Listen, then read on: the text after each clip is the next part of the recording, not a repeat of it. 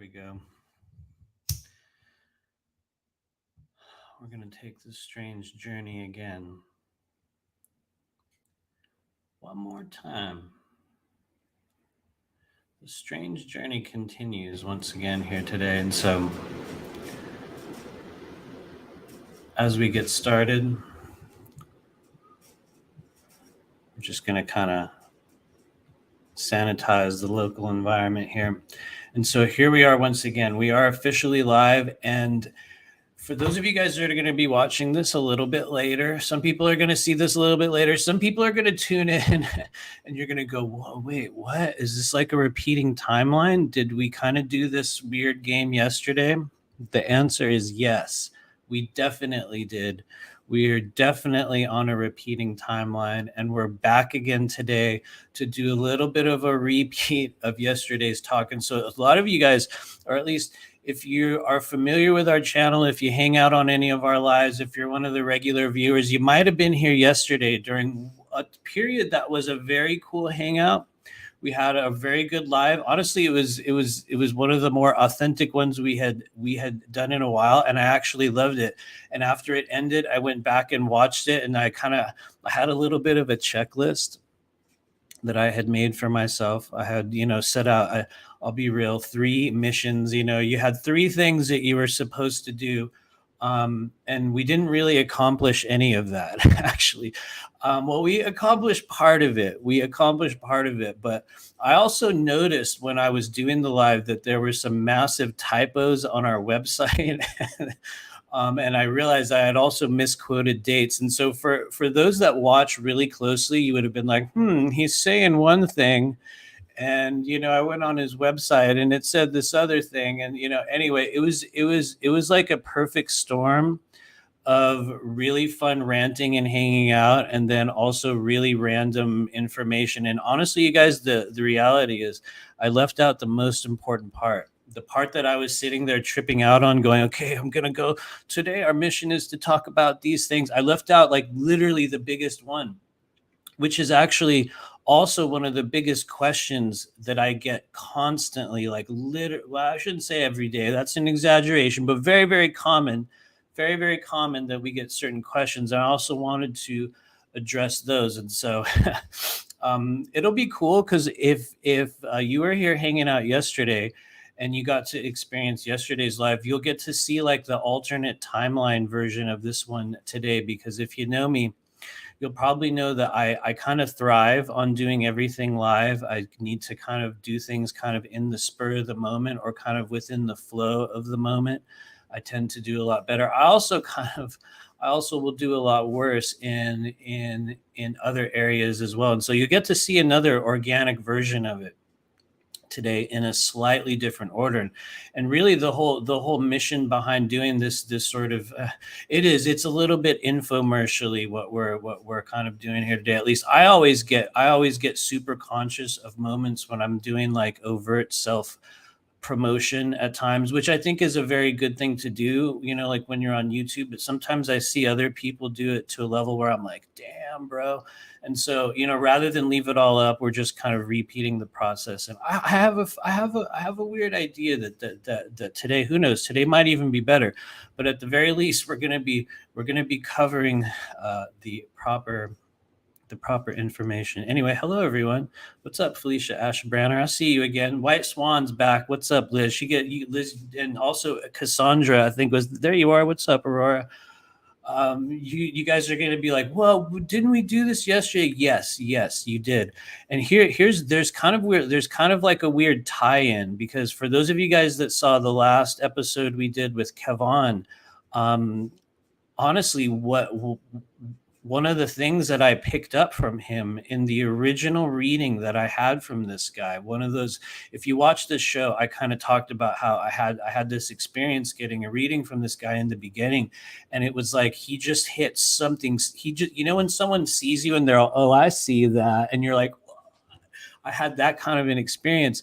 But one of the things that I had learned, which was an awesome thing about me, was that I actually thrive and I do really well when I repeat certain processes. Like my sort of typology in human design does really well when we do version 1 and version 2 and version 3. And it actually turns out it was actually a really, really healthy and a really good way for me to continually improve the things that I was doing. It's funny because I spent a long chunk of my kind of semi-adult life kind of avoiding that type of thing, where I felt kind of dumb repeating things and like, I guess I'm going to do it again. It's like I wouldn't.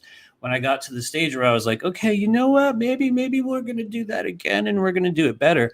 um Things just work differently. And so you guys are getting to view alternate timeline 2.0 of the School of Multidimensional Intuition channel update infomercial version fall 2022. And so anyway, what's up, Soul Schooling? I see you there as well. Thank you for your comments. We get to do it all over again. We're going to happen again. So anyway, that said, we're going to get here's how we're going to reverse it from yesterday's timeline. I'm going to get the announcements out of the way now. For those of you guys that are just popping in, or you're going to be watching this later on after it's live, and you just wanted to get a little bit of the pertinent info or the update parts that I was talking about. And then we're going to go into the weird part later on. But first off, number one, we have a couple things coming up. September 17th, Saturday, September 17th, we have a lot of you guys who are watching, you already know, so you can tune out for a few moments. But for those of you guys that don't, the 2-year anniversary of the Blue Flame Collective Patreon group is happening on Saturday, September 17th at 4 p.m. Eastern. And what we're doing is a free event for everyone. It's going to be live over Zoom, but probably not live on YouTube. It's going to be free for anyone. I'm going to be posting the Zoom link. And the reason why we're doing this kind of a free public event is because, like you guys have heard me say a million times, I did not expect for our Patreon group to last. I knew that I had a mission. I knew there was a thing we were going to do. And I really didn't expect it to keep going. And it's definitely been one of those experiences during this path or this life or this kind of stage that we're in now that showed me that there was something very, very legitimate and something very real, and that there was a certain type of value in the energy and just the stuff that we were doing between myself and Honora. And so here we are 2 years later. And I'm just going to say it again because I'm very conscious of how I'm like repeating everything today already. I'm like, wow, it's so weird. It's such a strange thing, but we're going to embrace it. We're going to embrace it. And so what are we doing on Saturday, September 17th? Well, a lot of you guys already know this and you heard it yesterday, and you might have been there in December of 2021. When we did a really, really cool thing. It was probably the most comments from a Patreon group that we had ever. I know it was hands down the most comments and feedback from anything that we had done with the Patreon group. And it was a process that at the time I was calling the gifts of spirit. And so what do I mean by gifts of spirit? I mean that I believe what I have experienced, and other people have experienced this phenomenon as well, is that there are a myriad of connections, gifts. Some people might even call them favors, recordings, messages from the higher self, from guides, from versions of ourselves in other timelines, in other lifetimes. One of the things that happens when we start to move outside of the physical body is that you realize that there is a vast, whether you want to call it galactic or universal, network of communication and information and identities, and almost like this sort of running.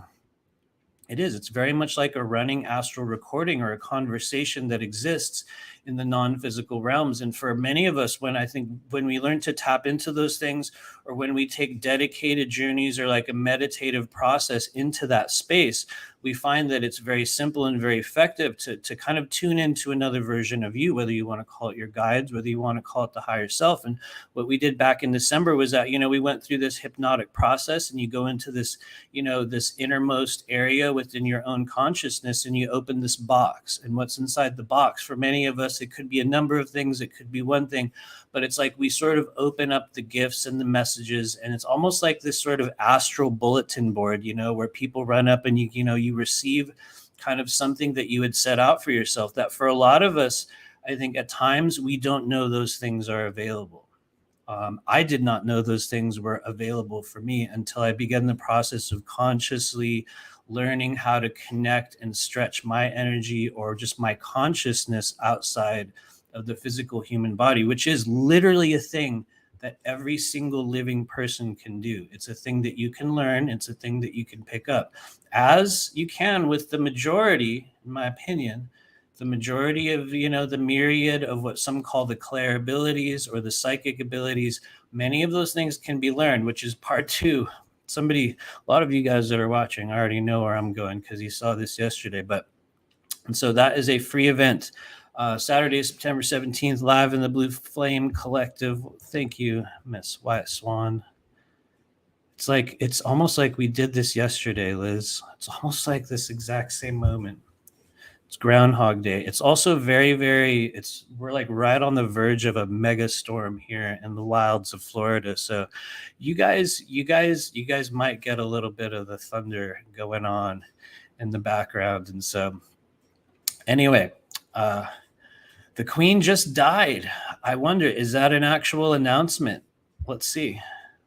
We're here live, and we just got an announcement through the timeline that the Queen has died. Now, since I'm here on the live, I'm not going to be able to click over and get any other like confirmation on that. But it's a very interesting thing if that was a choice that they made today to break that publicly. If that is a news story that's coming out, I look forward to hearing way more about it after this. And so some people are going to click over and open a side window and give me a little bit of an update in the chat.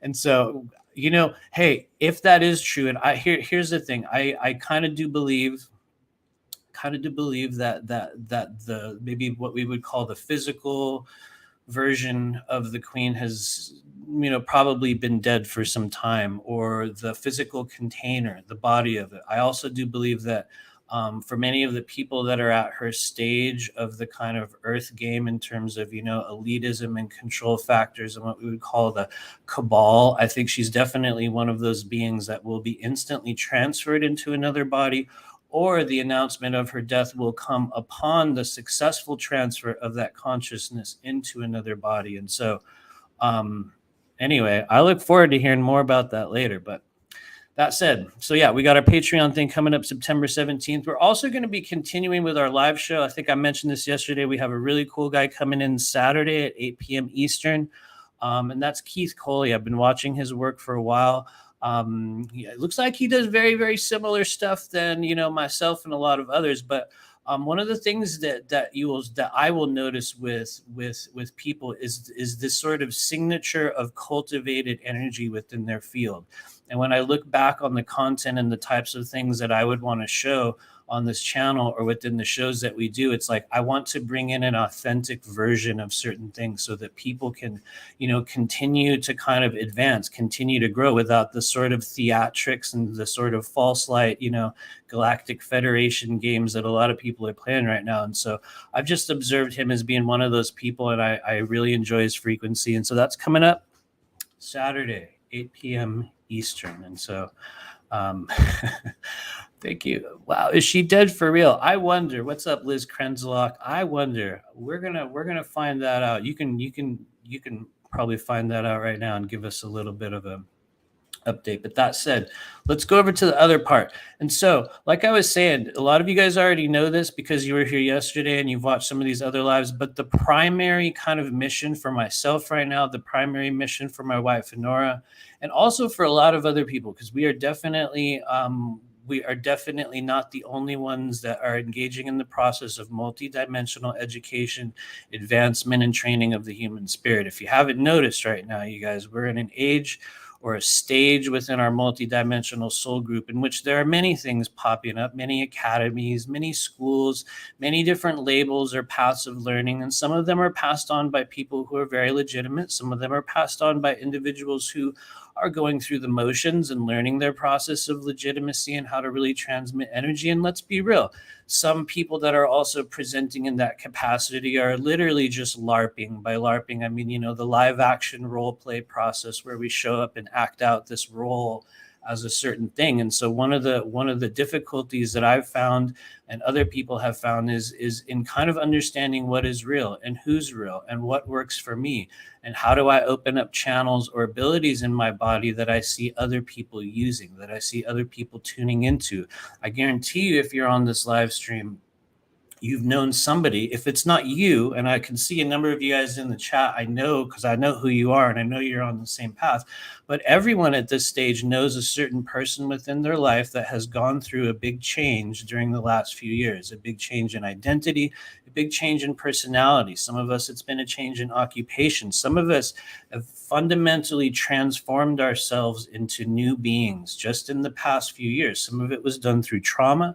Some of it was done through, activation, all kinds of things. But we are at the stage of the human journey in which so much more is available to us. When I started to embrace that within my own life, and we're going to talk a little bit more after the stuff I'm going to show you about, like the weird parts of history and all that, a lot of stuff that we talked about yesterday.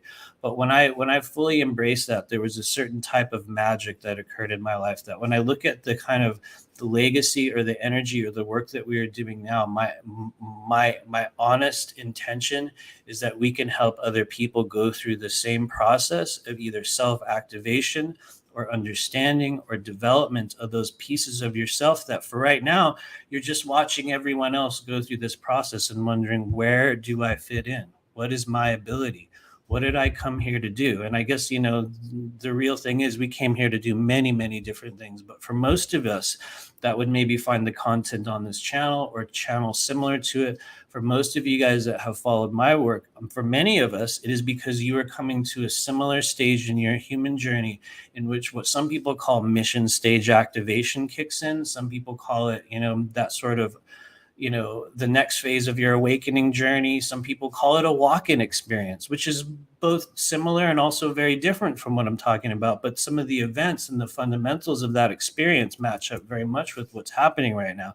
It's a stage of really wild activation. And so a lot of you guys know that over the past few years, we've been doing, or not few years, over the past, I would say since 2019, we began the first round of classes and educational stuff that we are doing. And so I guess the short of it is, which everyone knows, we're at the stage right now in fall of 2022 where we're announcing the next phase of the educational programs that we're starting. And so just like yesterday, I'm going to share the screen. We're going to talk through that in the correct manner.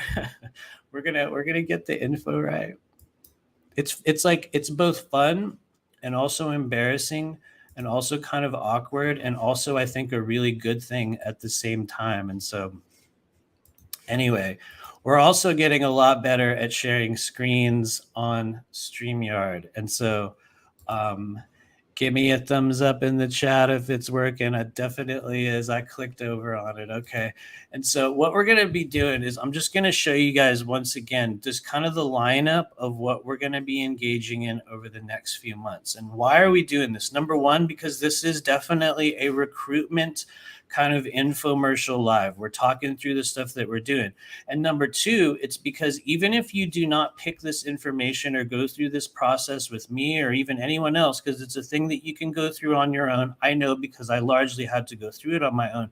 It doesn't matter where you get the next stage of training or information or activation in your life. What matters is that you take an active role in improving the self, in healing the body, mind, spirit complex, and stepping forward. And for those that are choosing to be of service to the human collective right now, and that's probably most of you guys that are watching this live, this is literally that time in our human life when, and I've said this before, it's so cheesy, but I'm going to do it again. It's like, like you're living that human life, you're doing your deal, you're doing your daily thing, and suddenly these events, these things happen in the world, and one day you're there and this, knock, knock, knock at the door, and who knows who it is. Maybe it's your higher self. Maybe it's, your guides. Maybe it's, somebody from some strange government program, and they're like, Mr. and Mrs. So-and-so, we need you.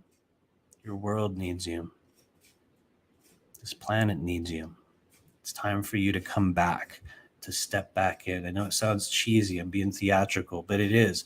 For a lot of us right now, this time on Earth, it's like that scene from the movie where it's like one last job, like they tried to pull me back, or like Like I tried to get out and they pulled me back in. We are at the stage where a lot of us, we got pulled back in because we had a really, really big thing that we came here to do. And so one of the ways that I kind of figured that out for myself and started learning, like, what is it? How does it work? How do we begin this process of kind of, learning about channels, upgrading maybe our consciousness, maybe our psychic abilities, our intuitive abilities. I can tell you that for me, um, the majority of the advancement that I experienced in doing this professionally really came when I started to learn and immerse myself within what we call the energetic anatomy, the non-physical systems in the body. And so level one of the training program that we're starting, and I got the dates right. The classes, everyone, they start in November. November 6th, not October 6th. If you were watching yesterday, you probably heard me going back and forth between November and October. And so there's 3 levels of the program that we are starting. This is group 3 of the School of Multidimensional Intuition. And in 3 levels, what we did this time around is that we made it all not only more accessible for some people, but also more intensive for others, meaning it's kind of more dependent on what your needs are, what stage you're at in terms of the work that you're doing, what you want to be doing, kind of what your goals are. And so level 1 is a thing that we have here on the screen. And what it is what I call the education path or the education track. And so starting on November 6th of this year, November 6th, not October 6th, starting on November 6th, we're going to be going through a series of 3 classes. The first one was kind of the second class that I ever did. It was one of the most successful ones, but it's been the foundation through which we've continued to build and implement and kind of modify the modalities that I use in a clearing on an everyday basis. And don't let me forget talking about the nature of the clearings today and what we actually do in the clearing sessions is the most important thing. It was the thing that got left out from last time. And so we're definitely going to include it. But here we go, real quick. We're just going to show you guys. A lot of you guys already know because you saw it yesterday, but we're going to be talking through what are we doing. So the course number 1 starts on November 6th. And what it is this, what I call the 4th Density Survival Series Chakra Clearing and Activation Process. And essentially what we're doing is a 6-week journey through what some people call, what I called yesterday, the 7-layer chakra burrito. I don't know why I call it that. I always imagine it like that, but far, far beyond that. Because one of the things you learn when you start working with non-physical energy, non-physical anatomy in the body is you realize that there are a countless number of chakras. There are a countless number of channels within the body. When you start to really look at them and feel into them, you will realize, or at least in my opinion and experience, you realize that there are far more than can be named. There are far more than we even have names for. Just by focusing your energy upon certain organs or places in the body, I do believe it is 100% possible to create a chakra literally within the body. And by chakra, I mean energy center, a spinning wheel, a turbine, a twisting conduit of energy in which is contained experiences, karmic things, consciousness, of consciousness altering events, certain things that we're meant to work through in the body, very different from the other templates within the body. But we start with the chakra series because I think for most of us out there, whether you're learning Reiki, whether you're just starting to dive into the non-physical energy body, the chakra system, I think, represents the most talked about and probably also the least understood of these templates within the body. And so we're working everywhere from the Earth Star and the root chakra in session 1 on November 6th and all the way up to the crown and what we call the soul star. And I think a couple other places up there in that upper chakra infrastructure over 6 weeks. And so we're going to be moving through it. And also at the same time, one of the things that we do within the classes is that we go through an energy clearing in that process. Now, this time around with the classes, which is what makes it different from the last 2 times we did the chakra class, is that this time around, the sort of clearing or the group process that we do at the end of the class is going to be more focused upon you learning to identify and work with those energies within yourself through most likely the scalar toning process, which is another thing I forgot to mention yesterday. That was the other part. That was the other critical part of our mission that I forgot about. But we're going to be using scalar toning and this actual auditory frequency that you create with your voice, with your body, to learn how to move those blockages or energy centers just on a different level. And so it's a little bit more about kind of learning to work on yourself and others at the same time. And so feel free if there's any questions in the chat. I'm going to click over there. We do have a question. Felicia Asherbanner says, do you accept other forms of payment besides PayPal? I went to pay for the course and the PayPal wouldn't work. Well, thank you, number one, for wanting to join us. I think we can. You would just need to email me. You can just email me. I think we can take Zelle or other. There are other methods, but PayPal is usually the number one way that we will kind of be working. But yeah, feel free to send me an email about it. Yep, she died at the age of 96, the Queen of England. You know, I'm going to be real. I think that she's been the same queen. As far as I can tell, like when I would sort of look at the energy body, or what I call kind of like the before and after, or the, maybe the trails of energy. Some people might call them timelines that will emit when you start tuning into a person. To me, it feels like the consciousness that was within that being, if the physical container has truly passed on, to me, it felt like I would go as far as like maybe 400, 500 years old. I mean, like hundreds of years. One of the ways that I sort of gauge that is like, I have an idea, or I have experience within my own work, that I think it is also possible to kind of view, or at least gauge the density of what some people would call like memory banks, or kind of collected experiential energy within a person's field. And you're going to notice that there's some people on the earth plane, when you really tap into them, the Queen being one of them, it's like you will find this, it's like this storehouse of info that for some people will make sense, for others it won't. It's not that I would be able to access it, although I think some people can, but it's almost like there's too much data and history present for it to be the age or the amount of time or the density that we describe it. It's almost like it sort of gives itself away. But anyway, before I go on too long, real quickly, we're just going to talk about the second class, which starts on January 1st, 2023. What we're doing with class one, the chakra class, is it closes in December 11th. And so what we're doing is we're just taking like the rest of that month off to kind of navigate holidays and stuff. And we're starting our next course, which is the Meridian course, which for me, it is both the most fun one. It is both the most difficult one. It is also the one where a lot of the energy and the techniques and the understandings that I've built and kind of experience and work with other people definitely differs from what we would call the, traditional Chinese method, or even some of the Western stuff. And I will talk in a little bit, after we go through the screen shares and all that, about how I came to those conclusions and all that stuff. A lot of you guys already know that story, but we're going to mention it again for people that haven't. And so anyway, starting on January 1st, 2023. Is it weird that 2023 is almost here already? It's kind of weird. But anyway, we're going to be diving into the Meridian class once again. It's once again a 6-session class in which we're going to be working through all 12 of the primary meridians. And they come in pairs. They work together like duos, like partners. And so we're going to be working through 2 of those and a number of other ones. Actually, if you want to get technical, we work with what some people call the extraordinary meridians as well. Just in different ways, and learning to move energy through different pathways, and kind of learning what kind of effects they have, where to focus energy. I said this yesterday. I'll probably talk about it more in a little bit, but I believe if you are on the path right now to learning to become, whether it's an energy healer that works on other people, whether you're just in your own healing path, in my opinion and experience, direct experience, if you are able to learn what I call the psychosocial qualities, and even a simple mapping or a layout of the meridian pathways in the body, by learning to send energy and emotion and chi and all kinds of stuff through those pathways, you will be working on an entirely different level than many other people. What I have noticed is that a lot of practitioners stay very much within the chakra system. They work with a number of energies, and that's not a good, bad, right, or wrong thing. It is what it is. A lot of people will stay within a certain template.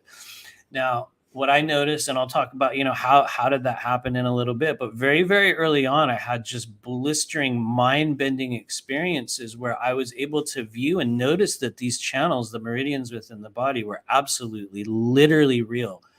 And when I began to consciously work with those a few years later, everything began to change. And so we're also going to be doing some meridian work in each one of those 6 sessions. And so that starting January 1st, 2023. So that's kind of wave 2 of level 1. And then course 3 or wave 3, I don't know what term you want to add to it. I'm being cheesy, but course 3 starts in February. And that is, like I've said a bunch of times, it is. Everyone keeps asking for the tarot class, even though it just ended. As soon as the class ended, several people were like, when are you doing the tarot class? And so the answer is the 4th tarot class begins on February 26, 2023. And so, wow, that sounds like such a long time from now when I say it. February 26, 2023.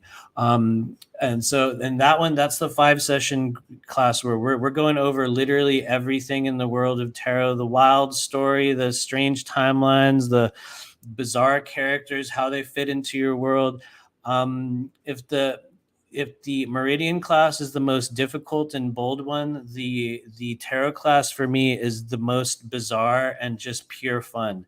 And I will say this because I get a lot of criticism, not necessarily negative criticism, but we've received a lot of criticism about the length of the classes, which is a question I get every time. Matthew, how long are the classes?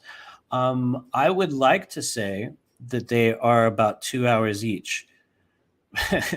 But if you know me, and there's going to be some people in the chat that are like, damn, what, 2 hours? No, honestly, if you know me, it's more like 3.5. I have to be 100% honest. Like when it comes to the tarot class, you guys, it's like, it's going to go for as long as it's going to go.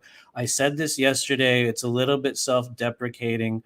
But the reality is, if you took the very first tarot class that I ever did, which was March 2019, there's literally no possible way that you could have learned tarot.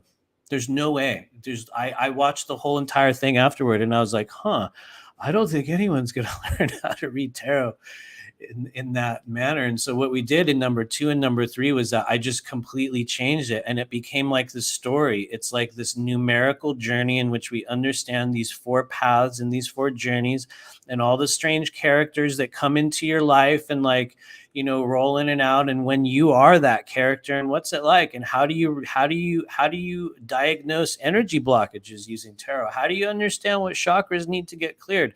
How do you understand where your timeline is leading you? That's going to be coming up in February. And here's the thing, because like I said yesterday, I think I believe it's better to talk about the prices of things rather than leave it some nebulous secret that people have to click on your website to find out. The total cost for the 3 classes that we're doing for people that want to do the 3 classes, as a group or with the group, it is $750 if you just want to do the classes. Now, if you want to come to each individual one, we're going to be selling tickets to each of those as well, because some people will only want to do one class. Some people want to do the other class.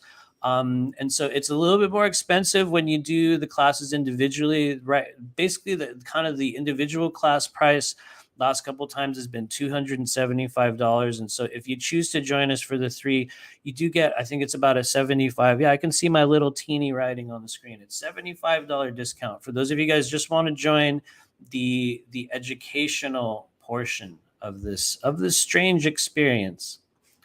White Swan says, people complaining about training. Maybe they do. Maybe they do. I see some more data about the Queen. Or no, the people commenting on that. Thank you, Liz. Yeah, I think she transfers, or the energy or the being would transfer between kind of the holder of that frequency. And so who knows, maybe she transferred into one of the royal children. Is that a thing? Possibly. Anyway, we're gonna keep this thing going. So anyway, guys, that is level 1. Some of you guys already knew this because you heard it yesterday, but it's starting on November 6th. And so level 2 is where things get real. And this was kind of one of the primary stages where we made changes for level 2 of the program. Now, the thing that really makes level 1 and level 2 different is that in level 1, you're just doing classes. You're coming, you're hanging out with the group, you're going through this healing process. And in level 2, it gets way more serious, which for some people, in my opinion, if there was a path that I would choose right now with the work that we are doing, it would definitely be level 2, because what I think it offers people is a chance to not only do private sessions, which is kind of the main defining factor for level 2. And here's the difference, which we messed up yesterday, guys. Level 2 begins in October of this year. Why does it begin in October? As of October 1st, we're going to start doing the sessions for the people that have signed up. One of the things we did with group 1 and group 2 is that we chose to kind of start the individual sessions before the classes. So number 1, everyone could go through a deep clearing process. Number 2, everyone could meet with a Nora to go through a little bit of a treatment planning and a little bit of a just kind of another viewpoint in terms of the energy that a person's holding. And so this time around, it's a little bit different. What we're doing is we're making sure that everyone has done at least one session prior to entering. And the difference with level 2 is that you're going to be doing 6 private sessions over the 6 months that you're going to be with us. And so what that means is every month you're going to be meeting for usually about an hour and a half. However, I got to be real once again. If you've done a private session with me, which is a fair amount of people that come to this channel, you will also know that those sessions tend to go longer. Yeah, they tend to go longer, which sometimes is a really good thing. Sometimes it's appropriate. Every now and then we just end up hanging out and it goes a lot longer.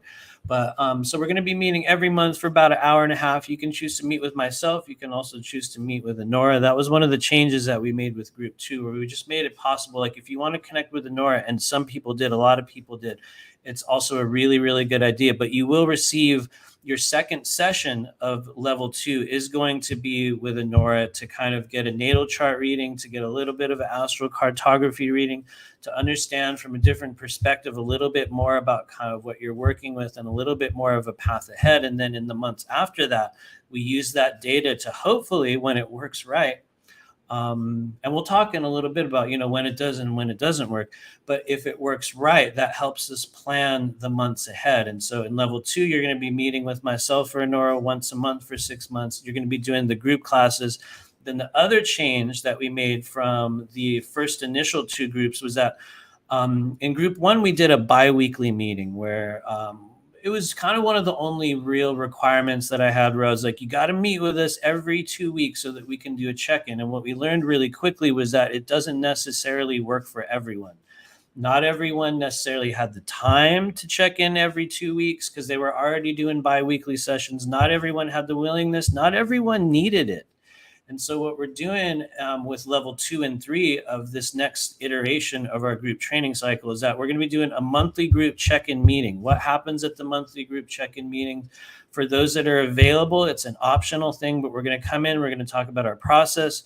We're going to talk specifically about just channels or things that are working and going on in, the ongoing world. This is where Nora usually shows up.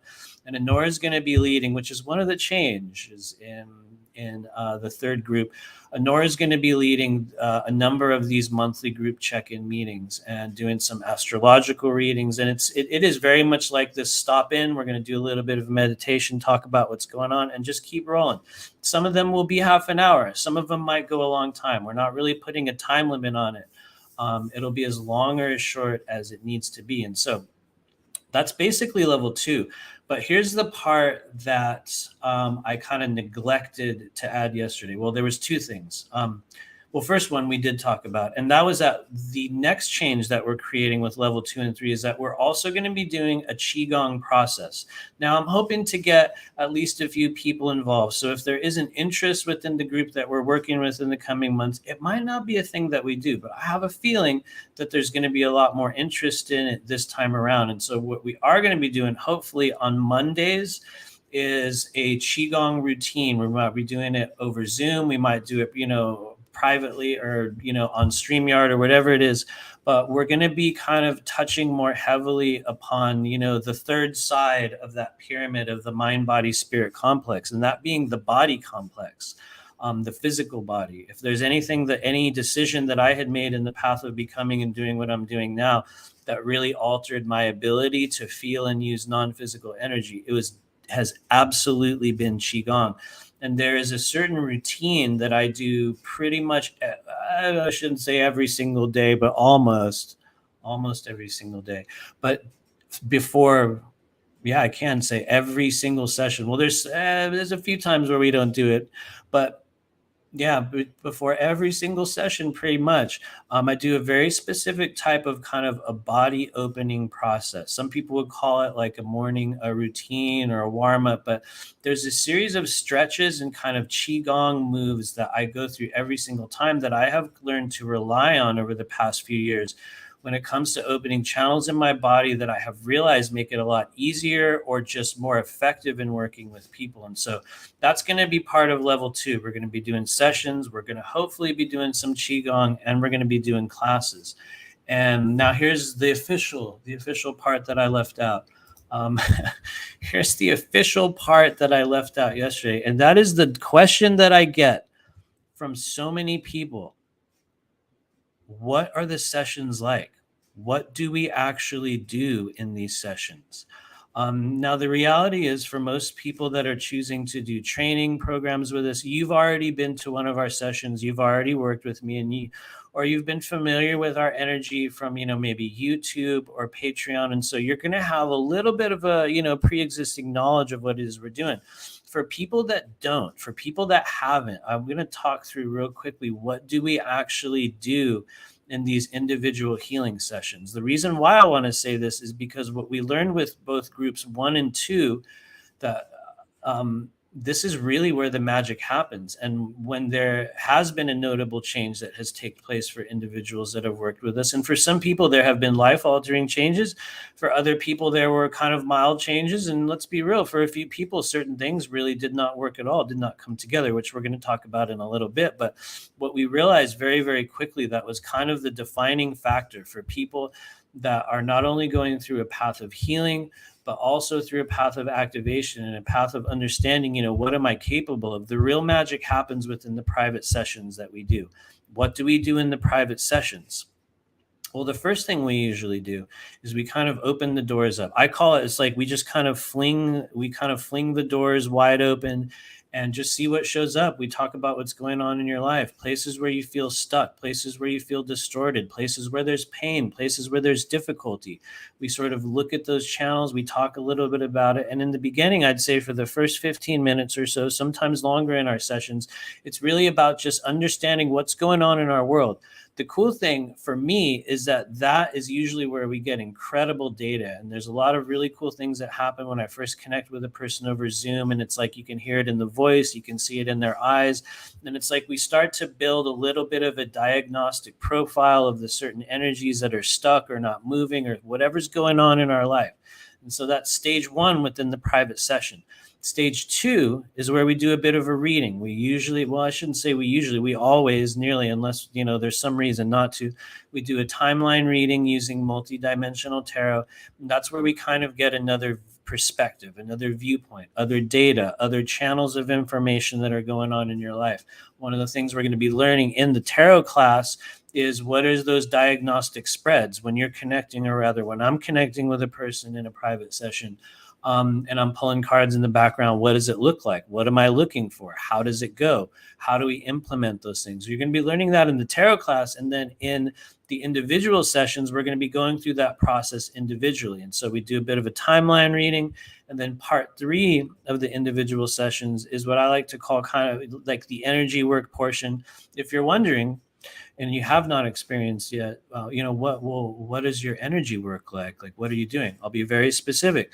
The mission of these individual sessions is to continue the process of clearing our chakras, our meridians, and also the layers of non-physical energy around the organs in our body, with the intention of creating growth, with creating clarity, letting go of inflammation, creating forward movement or momentum within a person's vital energy. From time to time, it's just about healing the physical body. From time to time, it's just about healing the emotional body.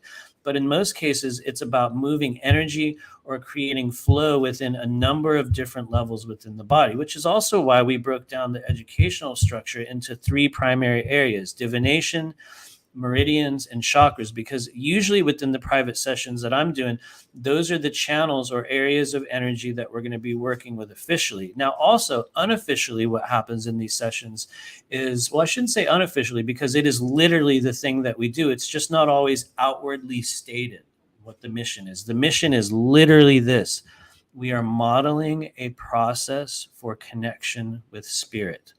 What do I mean by modeling a process for connection with spirit?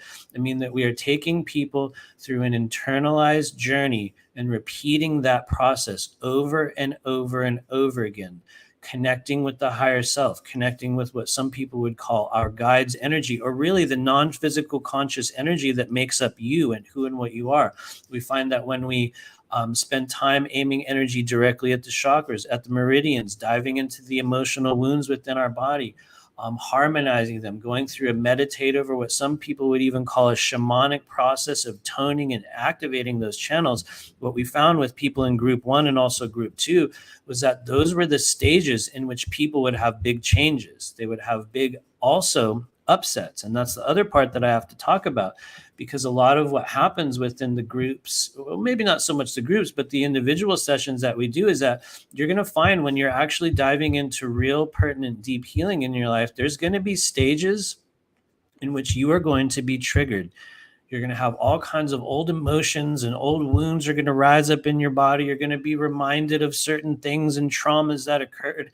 And I have to be real, that is part of the process of truly opening up the non-physical layers of the body. One of the things that really slows down people from being able to use or develop or remember their intuitive or psychic abilities is that they're oftentimes right on the other side of all of these layers of emotional wounds and traumas and things that still exist within the body. And so one of the things we observed, to such a level that I think it's important to mention it for people who are thinking and jumping in with us, is that you need to know that when you go through this process of real healing, you're going to experience both the light and the dark versions of yourself. It's part of the process of shadow work. It's part of the process of creating balance within the self.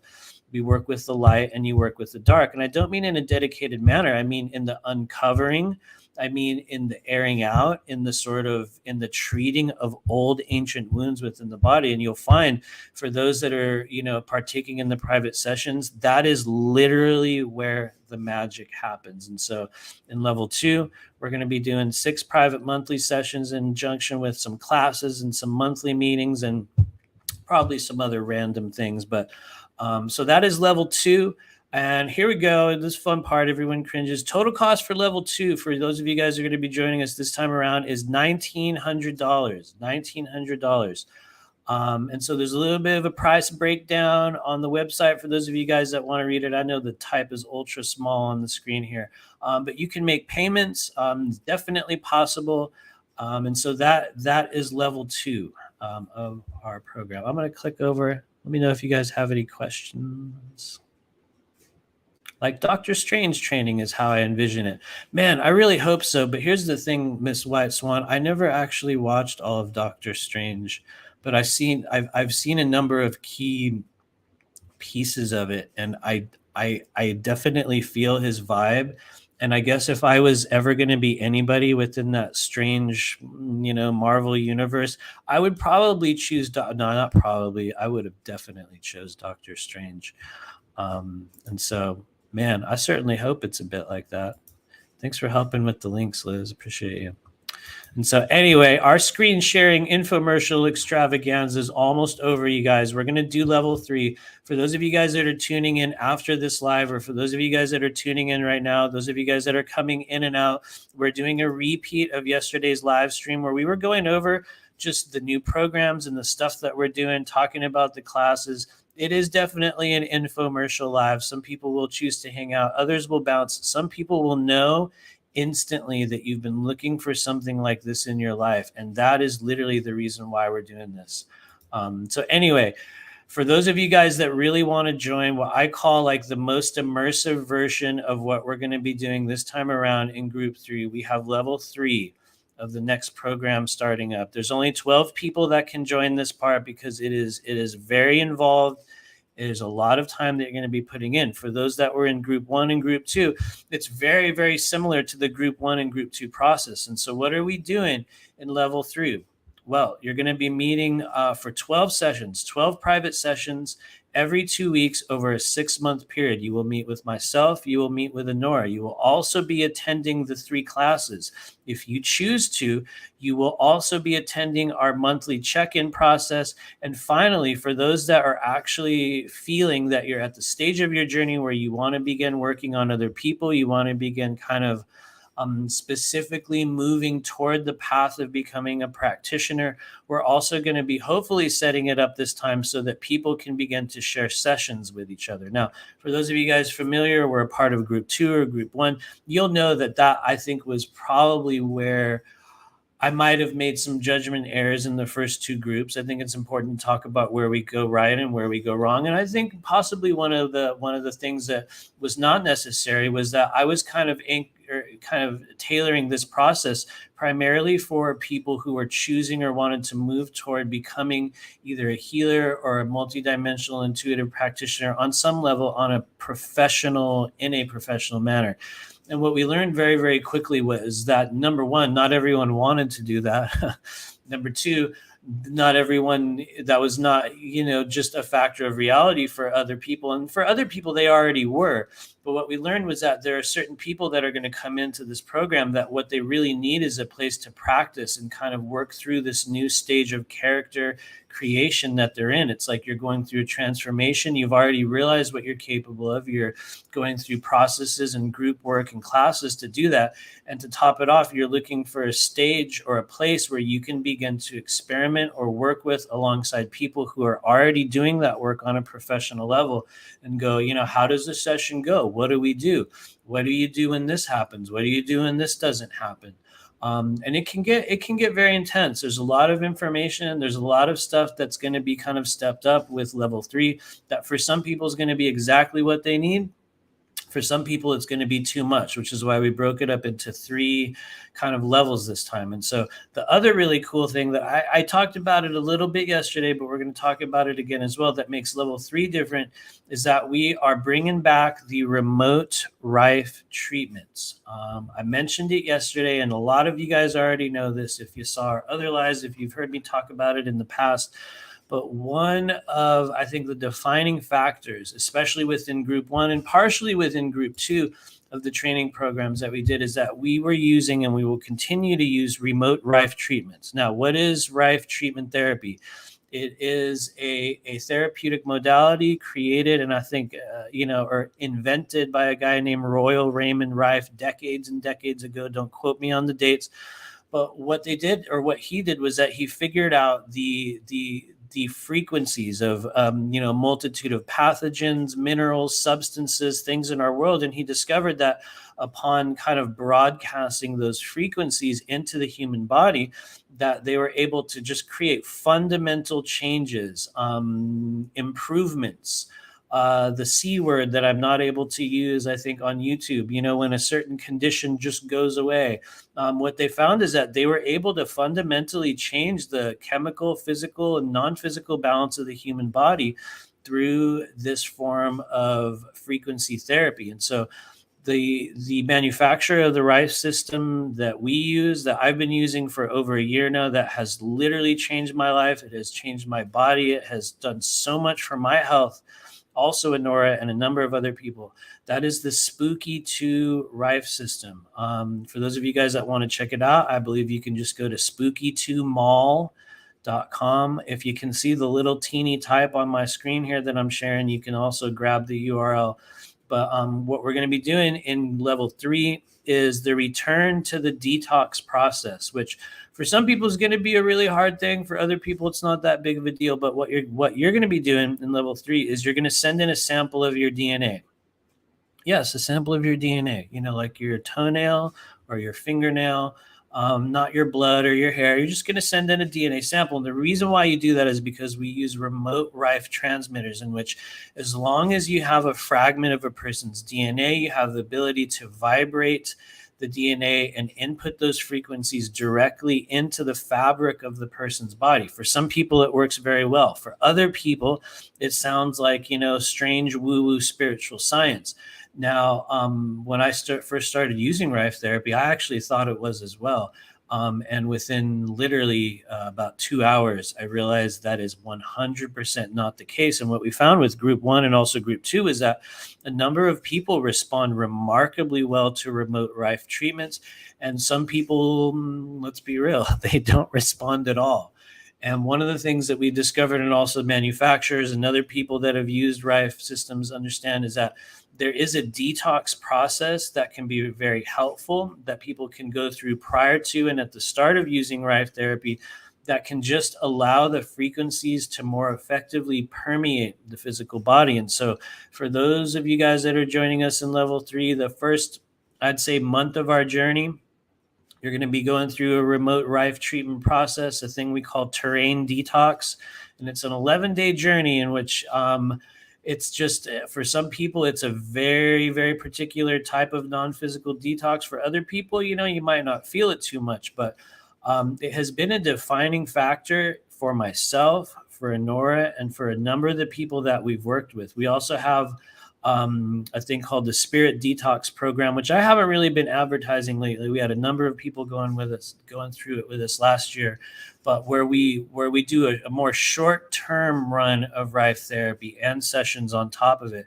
And basically, if you're at a stage where you're willing to go through a detox or a bit of a cleanse, while at the same time doing dedicated energy work on a bi-weekly basis, while at the same time doing classes every Sunday, not every Sunday, but many Sundays for the next few months. Along with those things, the detox, some Qigong work, and the stuff that we're going to be doing in individual sessions. I can't promise people that you're going to step into the stage of your life where you're going to become like a professional intuitive. But for some people, that's definitely possible. And there were several people within group 1 who were able to make that transition and are still working in that capacity today. But for those of you guys that are going to be joining us, while we do not know the exact outcome of how this process will go for everyone, if there's one thing we can tell you, undoubtedly, you will not be the same version of yourself that you were when you started. And so anyway, to wrap up level 3, it's 12 sessions over 6 months, 12 private sessions, along with the 3 courses that we're going to be doing live over Zoom, along with some Rife treatments, a very particular detox, a lot of hanging out, a lot of emotion, all kinds of work over the next 6 months. For those of you guys in level 3, I'm excited to see who's going to be jumping in on this one with us, because it's going to change. There's going to be a few people out there that are going to go through that journey. Here's the crazy thing.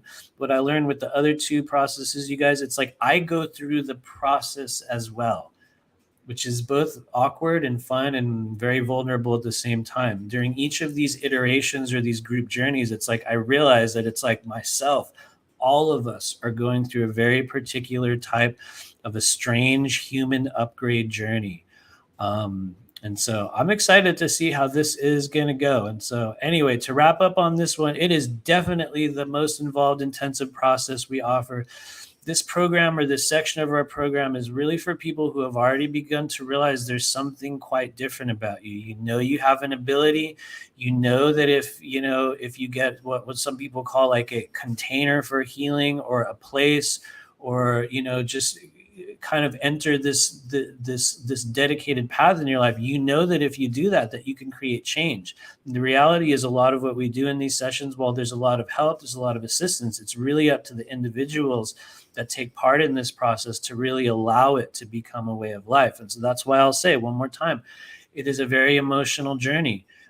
If you're not getting triggered and you're not diving into your old wounds and feeling all kinds of old stuff at certain stages of your awakening and kind of healing journey, whether it's with me or yourself or anyone else in this world, if you're not getting triggered and dealing with real emotional wounds at a certain stage, in my opinion, you might only be barely skimming the surface of what you're capable of and what's really going on in your life. So I say that willingly.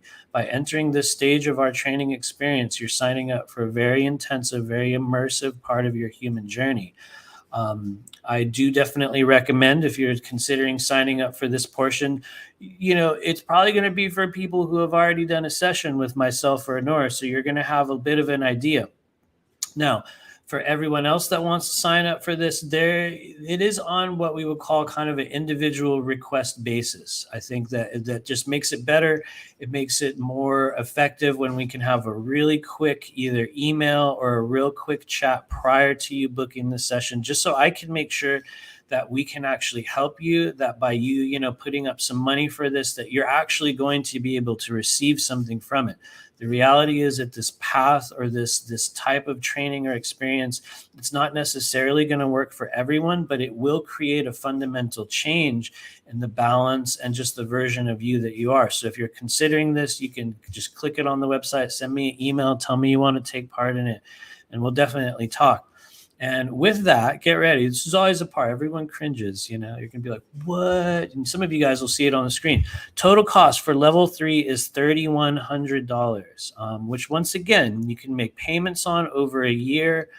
We do ask that people put a little bit of a deposit up front to just, to just begin the process going for the first month while we do sessions, and then you will start making automatic payments afterward. But level 3 is $3,100. And so please do email me if that's something that you're interested in. If you want to check out more about these 3 levels of the program or read kind of the fine print or the little words on the screen, once again, just head over to rememberyourmission.com. Thanks, Liz, for putting that up there. And you can read the more official descriptions. For level 2, there's no interview process. Anyone can sign up for it. For level 3 or level 1, that's available for everyone. For those that want to join level 3, we'll just have a really quick chat to make sure that this thing is actually going to meet your needs. I'm not the type of person that wants to sign up a bunch of people for this group process, knowing that for some of them, it's just literally not going to work. And so we want to make sure that there are processes, or that your needs are being met, or that the desires that you have in terms of how you would like to see your sort of, activation process go. We just want to make sure that there's something that, we can all receive from this journey. And so anyway, I'm lingering on that part. Send me an email and we shall make it happen. And so anyway, with that, I'm pretty sure we met all the requirements for the infomercial portion of the live stream. I'm going to look at your comments really quick, and I'm also going to try to jog my memory here. I'm going to jog my memory and see if there's anything else that I forgot. And the good news is we made it in a little bit less time than yesterday. And so I guess in kind of looking back on it, you guys, doing the alternate timeline version 2.0 of this strange infomercial experience seems to have worked out so far. Thanks, Aurora Diamond Heart. She says, one day when the physical school of multidimensional intuition exists, I can see group Qigong classes. Man, you better believe there's going to be. And thank you for saying that, because I will publicly say this. If you want to be of service to us in the work that we are doing, it's not necessarily about, like donate money so I can do this thing. I think that, for the people that watch this channel and for those of you guys that will see this later, you can greatly assist myself and Honora by just taking a moment and just literally sitting there in your mind and imagine this moment that you're going to have, or this thing, or some conversation. Just imagine hearing about how we were able to manifest a physical facility or a building or a property through which we can actually do the physical version of these processes and the education and the classes and stuff. I think when I look at the sort of overall timeline goals that I have for, the processes and the stuff that we're doing, what I would like to see it become in the future is a physical place of learning. I wouldn't call it so much even like a healing center, you know what I mean? I would call it a place where people will go so that they will have a certain type of experience, that they can come to a place and go through what we call the path of, whether you want to call it the spiritual warrior, or, the sort of psychic or intuitive individuation process. The overall goal is that in the coming years is that we're going to be able to manifest a physical property in which we can begin to do these things in the physical world, and people can come to it and go through these processes with us live in person. The good news is when we get the physical part, we can implement the children's version of it, which for those of you guys that do not know, that is actually Anora's primary occupation, which she does every day, is as a child therapist and working with children on a number of levels. And so we have a lot of plans for the future in terms of what we want to manifest. But you can definitely help me by just like holding that in your vision. Like in your mind, you'll think about some day when you read some announcement on Facebook, or you sort of watched a live and you're like, oh my God, they actually did it.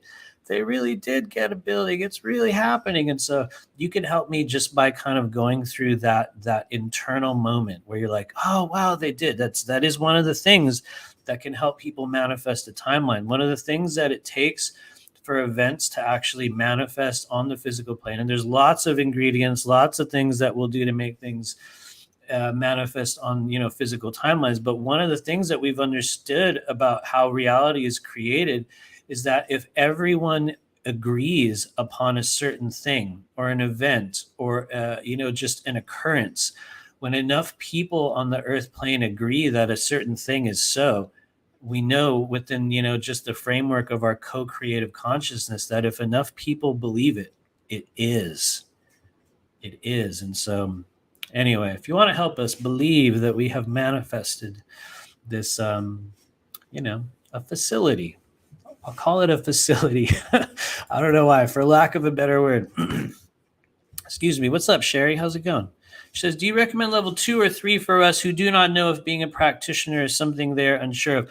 Honestly, if I was going to choose one, I would choose level 2. The reason why I say level 2 is because it gives people an opportunity to come in for an individual check-in every month. For some people, that feels like a long time, and you'll be like, only once a month. Man, you guys, if you look at the way time's flying by right now, once a month is way more often than you think. But in my opinion, I think there's a lot of work that can be done with level 2 because it gives people a chance to come to classes. It gives people a chance to have the individual experience. And it gives people a chance to engage in kind of a little bit of the physical processes. Now, level 2, you're not really going to be doing Rife. It's really only because we only have so many transmitters. And so, there's a few changes. It's not going to be as time intensive. So I would say, honestly, if I was going to make a choice, I would probably choose number 2. And so, yeah, I would recommend number 2. But here's the thing. I also say that with full knowledge that for certain people, I think we already have one person who is signing up for level 3. For certain people, that's exactly what they will need. I would say you will know upon kind of looking at the material. You're just going to know. You're going to feel it in your heart. I need to do this one. And so the reality is for people that, let's say they did join level 2 and they wanted to do more sessions, there's totally a way that you can do more, which some people did last time as well. Some people did that in group 2 as well. And so you can add more sessions. There's a wildly huge discount if you need to do other sessions or stuff like when you're going through the process, because some people will, some people won't. Some people from group 2 still have sessions that they're using, that they're kind of holding them back for like in the coming months as like an aftercare thing. That is also a thing that people do. And so some people are going to know. You'll just know it. But anyway, thanks, Sherry. I hope that answers your question. I'm going to end the screen share now. Let me know if you guys have any other questions in the meantime. Here we go. Boom. Okay, cool. All right. So screen share made it.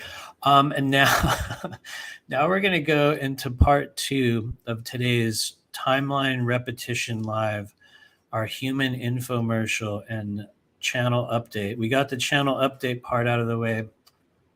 We also got the infomercial part out of the way. I'm excited to see which of you guys are going to be joining us for the next section of what we're doing. Part 3 is, I guess, kind of the bulk of what we did yesterday. And that is the intention behind it is really just talking about my own process of becoming a professional intuitive and a professional psychic, whether you want to call it a professional healer or there's a number, there's so many labels, spiritual labels, new age labels that you can tack onto yourself. It kind of depends on what sort of soul group or what section of the awakening population that you subscribe to. It'll have a different label, whether you want to call it a walk-in thing, a soul unbraiding activation, whatever you want to call it. Those of you guys who are watching the live right now, and everyone else, you guys have heard this before. If you're new here, you haven't. But I did not know that this was what I was going to do. I did not know this was the path that was laid out for me. A lot of you guys also heard this yesterday, which is definitely a vulnerable thing to talk about. But I was both blessed and also, I guess we could say, cursed in a weird way, although cursed isn't necessarily the right way to describe it, to have a number of completely organic transformations or becomings, or just fundamental timeline shifts in this human journey. And they were just things that I think were meant to happen. They were like organic shifts that have taken place in my life that I was fundamentally unprepared for and simultaneously unqualified to be partaking in. And yet, for some strange reason, I was able to transition and just alter my path at many different intervals of this human life. I would say the first one, which was one of the ones I didn't mention yesterday, was through I would say from 1999 up until about, actually, no, I would start it in 2000. From 2000 to about 2007, my entire being, my entire purpose in this world was as a musician. I was playing in a band. It was an organic kind of discovery process for me. It was one of the first things that I had done in this human life where I had allowed some effortless kind of path of energy to come into my life. And it was something that I just became. I had never really had formal guitar lessons. Not that it matters when you play music, you don't need them necessarily, but I was one of those people in my life that at certain stages, it's like a thing happened and I started doing a thing and this little switch flicked and it was like, oh, I guess that's what I do now. And it was like the world kind of formed around it. And I guess one of the first stages that I had with that was when I was doing music at a previous stage of my life. And after starting a band, we were able to make a number of albums, go on a number of tours. And no, it was not a thing that made a ton of money. It was never, really popular. It was never something very cool. But what I learned really, really quickly at that stage of my life, that as I allowed this organic becoming to take place, it was like the world formed around it and it supported me and I kept doing it. And the process of creation of the music that we were doing at that stage of my life, it was like the universe gave their approval and it just took place.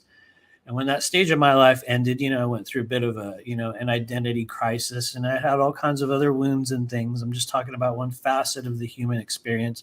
But after the initial band or musical timeline ended for me, I picked up another one. It was a more professional path. It was through kind of the occupation that I had prior to entering the realm of, professional intuitive work. And that was in working as a chemical dependency, I guess we could call it caseworker. Some people call it therapist. Some people call it counselor. Some people call it technician, depending on what, sector of, society you work in. It'll have a very, very different label. But I worked professionally for a number of years, I think from 2000s, I want to say around 2008, all the way up to 2017 within that capacity. And here's the fun part, which I got to talk about yesterday. It was in how does that apply to my timeline of organic becoming? Well, I was one of those people who I did not even finish school. It doesn't matter now because I'm so far away from like the professional job realm timelines that, it's really easy and fun to talk about. But I was one of those people who was able to kind of begin a path in a professional mental health occupation, having no qualifications whatsoever. It was like the universe opened up this door and I left school early. I literally just bounced. It didn't work. I was incapable of doing it anyway. And lo and behold, I was able to step into this sort of path with almost no qualifications. And I did remarkably well. And I spent many years of my life within that capacity, in a number of places. It's where I learned hypnotherapy. It's where I started to pick up certain understandings about energy work. But throughout the whole time, I did not have any idea that I was being prepared for this fundamental timeline shift process that was going to take place in 2015 and 16. What I had observed in my life that was that when I sort of let go of the control factors and allowed certain endings and beginnings and certain doors that would open for me, when I would allow the organic transformation to take place, it was like the universe stepped in and it just happened. It was like, yep, that's what you're doing now. And so, right around 2015, when a lot of you guys have already heard the story, I went through just a mind bending, completely bewildering awakening journey. Many of you guys know the story. I had a very, very rapid and crazy crown chakra activation while I was working within the strange mental health realm. At the time, I was working with homeless veterans, and I had some energy work done on me at an outdoor fair, and it literally changed my life. And so in following the path of organic activation, I came upon an experience in which a certain wavelength of energy was demonstrated to me. A woman put her hands on my head. I felt a strange feeling, a strange circle in the top of my head. And within 30 days of my life, it sounds crazy, I became an utterly different person. So many things changed in that time that at that stage of my life, there was a lot of resistance. There was tremendous fear. There was a lot of sickness. I was on a lot of, I was on meds. I was very much in the third density world of like, oh, that doesn't work. Take a pill. Take as many pills as you can. You know what I mean? I was definitely on that timeline. And when this crown chakra thing happened, it was like all of that came to this grinding halt. And within that was when, and a lot of you guys have already heard this once again, but that was where I had certain experiences, certain things that began to show me these layers of non-physical energy within the body. And one of the stories I always talk about was at the time, one of the most difficult and frightening things that I had in my life. It made me feel like a strange, distorted little child lying in my bed at 4 a.m. And I would wake up in the middle of the night and it's like everything would be buzzing. And I think it's important for me to talk about this wave of the experience because I know for a fact with the people that we work with every day, the people that come to me to do sessions, that many of you guys are having very similar things taking place in your life. But in the year 2016, I would just wake up and usually between, like 3 and 5 a.m., those witching hours. And it was like everything would be vibrating, everything around me. My body was vibrating. There was like a smell, there was a taste, sensations that I do not have a frame of reference to mention in the human lexicon. There's no way to explain this is what was going on in my body. But there was 2 mornings in particular, which I also mentioned yesterday. This is why this is a fun repeating timeline live stream. But it was like I would wake up and I could see it, I could feel it. It was like I could taste and smell it at the same time, which is so weird. Let me know if you've ever had an experience of tasting and smelling channels or substances or energies in the human body. Because at the time, man, you guys, it was like I woke up, I put my hand on my arm. I know I've said it a billion times in a row, you guys, but it was like I instantly felt and saw and heard, and it was like every facet of my senses were open, and I could see and feel these channels in the body. Lo and behold, we find out, a year or so later, not a year, a few months after that they were the meridians. There were these channels of energy that exist within the body that were ever present, that were there, that, I had never learned about them. I had heard of them. I had had acupuncture treatments at other stages of my life. I had been to Chinese practitioners at a stage of my teenage years when everybody was trying to figure out what was wrong with me. You know what I mean? They're like, what's wrong with this guy? Is he depressed? Is he on drugs? It was both. But I was also an empath. And I was, just going through the human experience of experiencing empathic overload. And so I had experiences at other stages with certain types of practitioners and whatnot. But when this process took place, and then I eventually began learning about the meridians, it sort of gave me this starting point. And I started following other people on, Facebook and YouTube. And I guess it was awkward because on one hand, I never had formal education in the path of, learning energy systems. I've never been to, a Chinese medicine course, understanding the, the flow of the meridians within the body. I have never been to some form of an accredited chakra course. Hint, hint, there are none. There's none. It's open to the interpretation of the myriad of peoples that experience those energies. But what I realized was that I was diving into an area without any pre-existing knowledge, without any pre-existing education, and I was following these nudges from spirit. I was following these sort of guidance indicators, and this is where we get to, probably something I should have mentioned earlier in our talk here today. But one of the things that we're doing or focusing on more heavily within the training programs this time around is learning or practicing the process of scalar toning, the process of creating a physical and simultaneously non-physical energetic vibration within the human body using your voice that has the ability to span any length of distance, any length of time. It is an impenetrable frequency that affects the energy body and also and also the physical body on a number of levels. One of the things we're focusing on this time around is the process of scalar toning, of using the capsule phrases, of using what was probably one of the other parts of when I talk about the organic awakening or organic transition processes in my life, when I just kind of let go and allowed the thing to happen. In 2017, after going through all of these events and strange things, I just began this stage of my life in which I was doing professional intuitive work. People that are going to hear that, they're going to go, oh, you just began. You just started. You just jumped in and boom, and then it happened. I have to be 100% honest and transparent. Yes. That's literally what happened. Within July of 2017, I was working in a totally different capacity as in this whole other place. And by the end of July 2017, I had announced myself and going forward and doing professional psychic and intuitive work.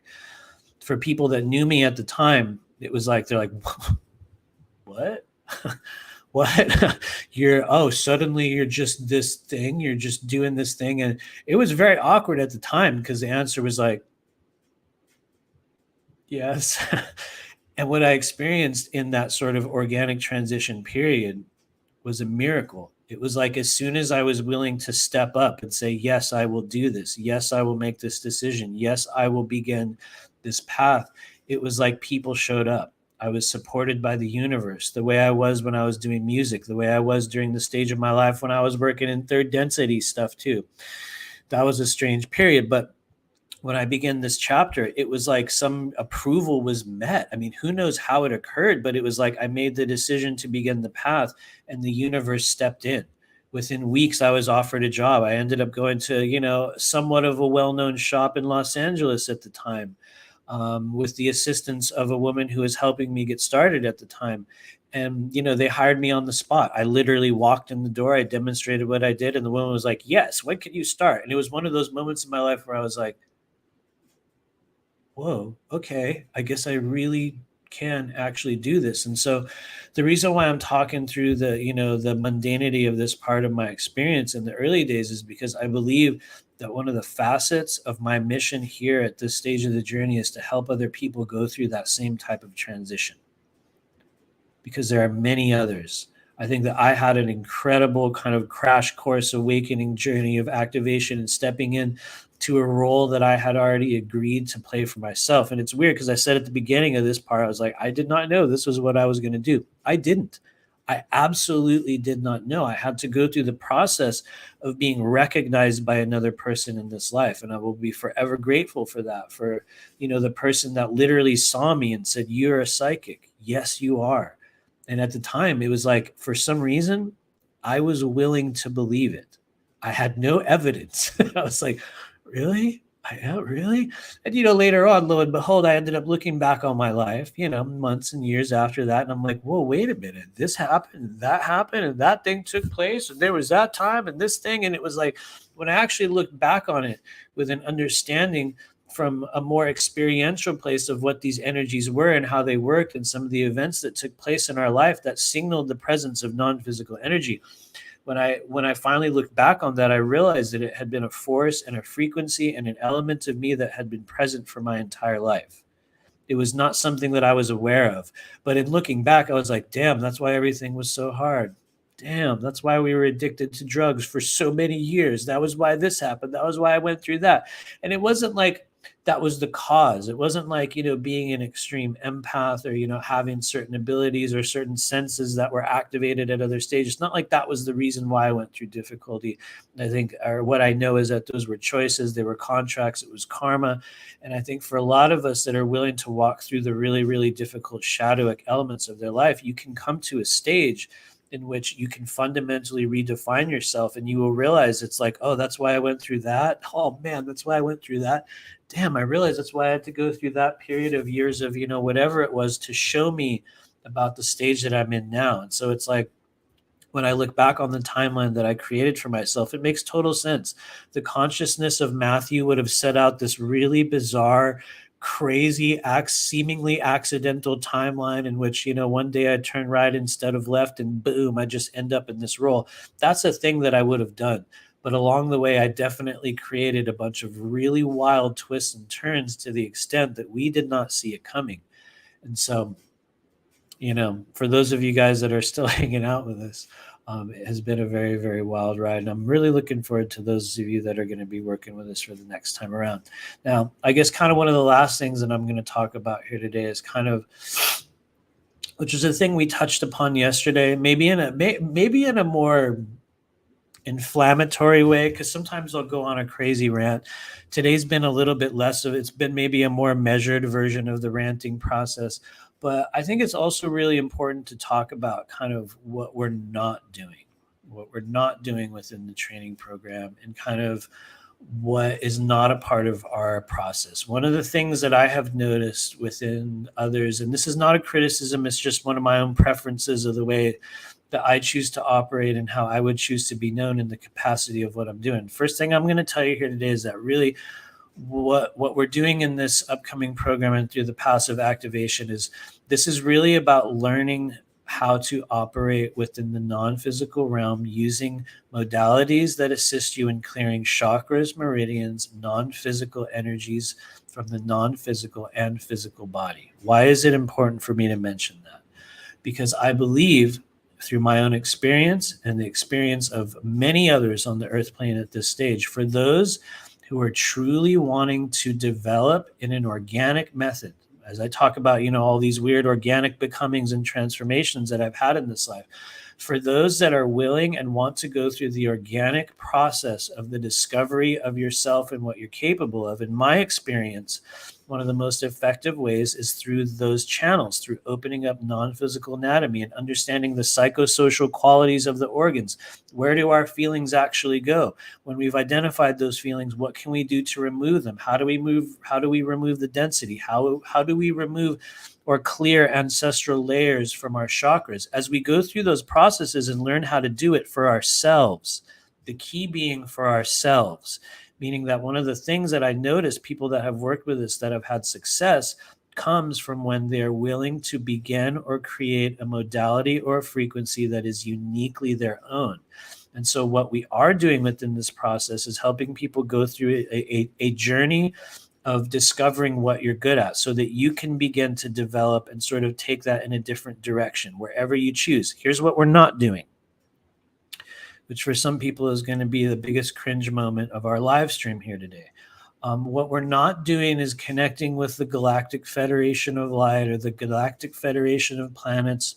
We're not connecting you to Ascended Masters. We're not connecting to Lord Metatron on the 11th dimension. I'm going to be real. We're not connecting with the Ra complex. We're not connecting, with your higher self in the form of a Pleiadian being who's going to begin channeling messages from a number of dimensional councils. That is one thing that I just will state publicly. That is not the aim of what we're doing.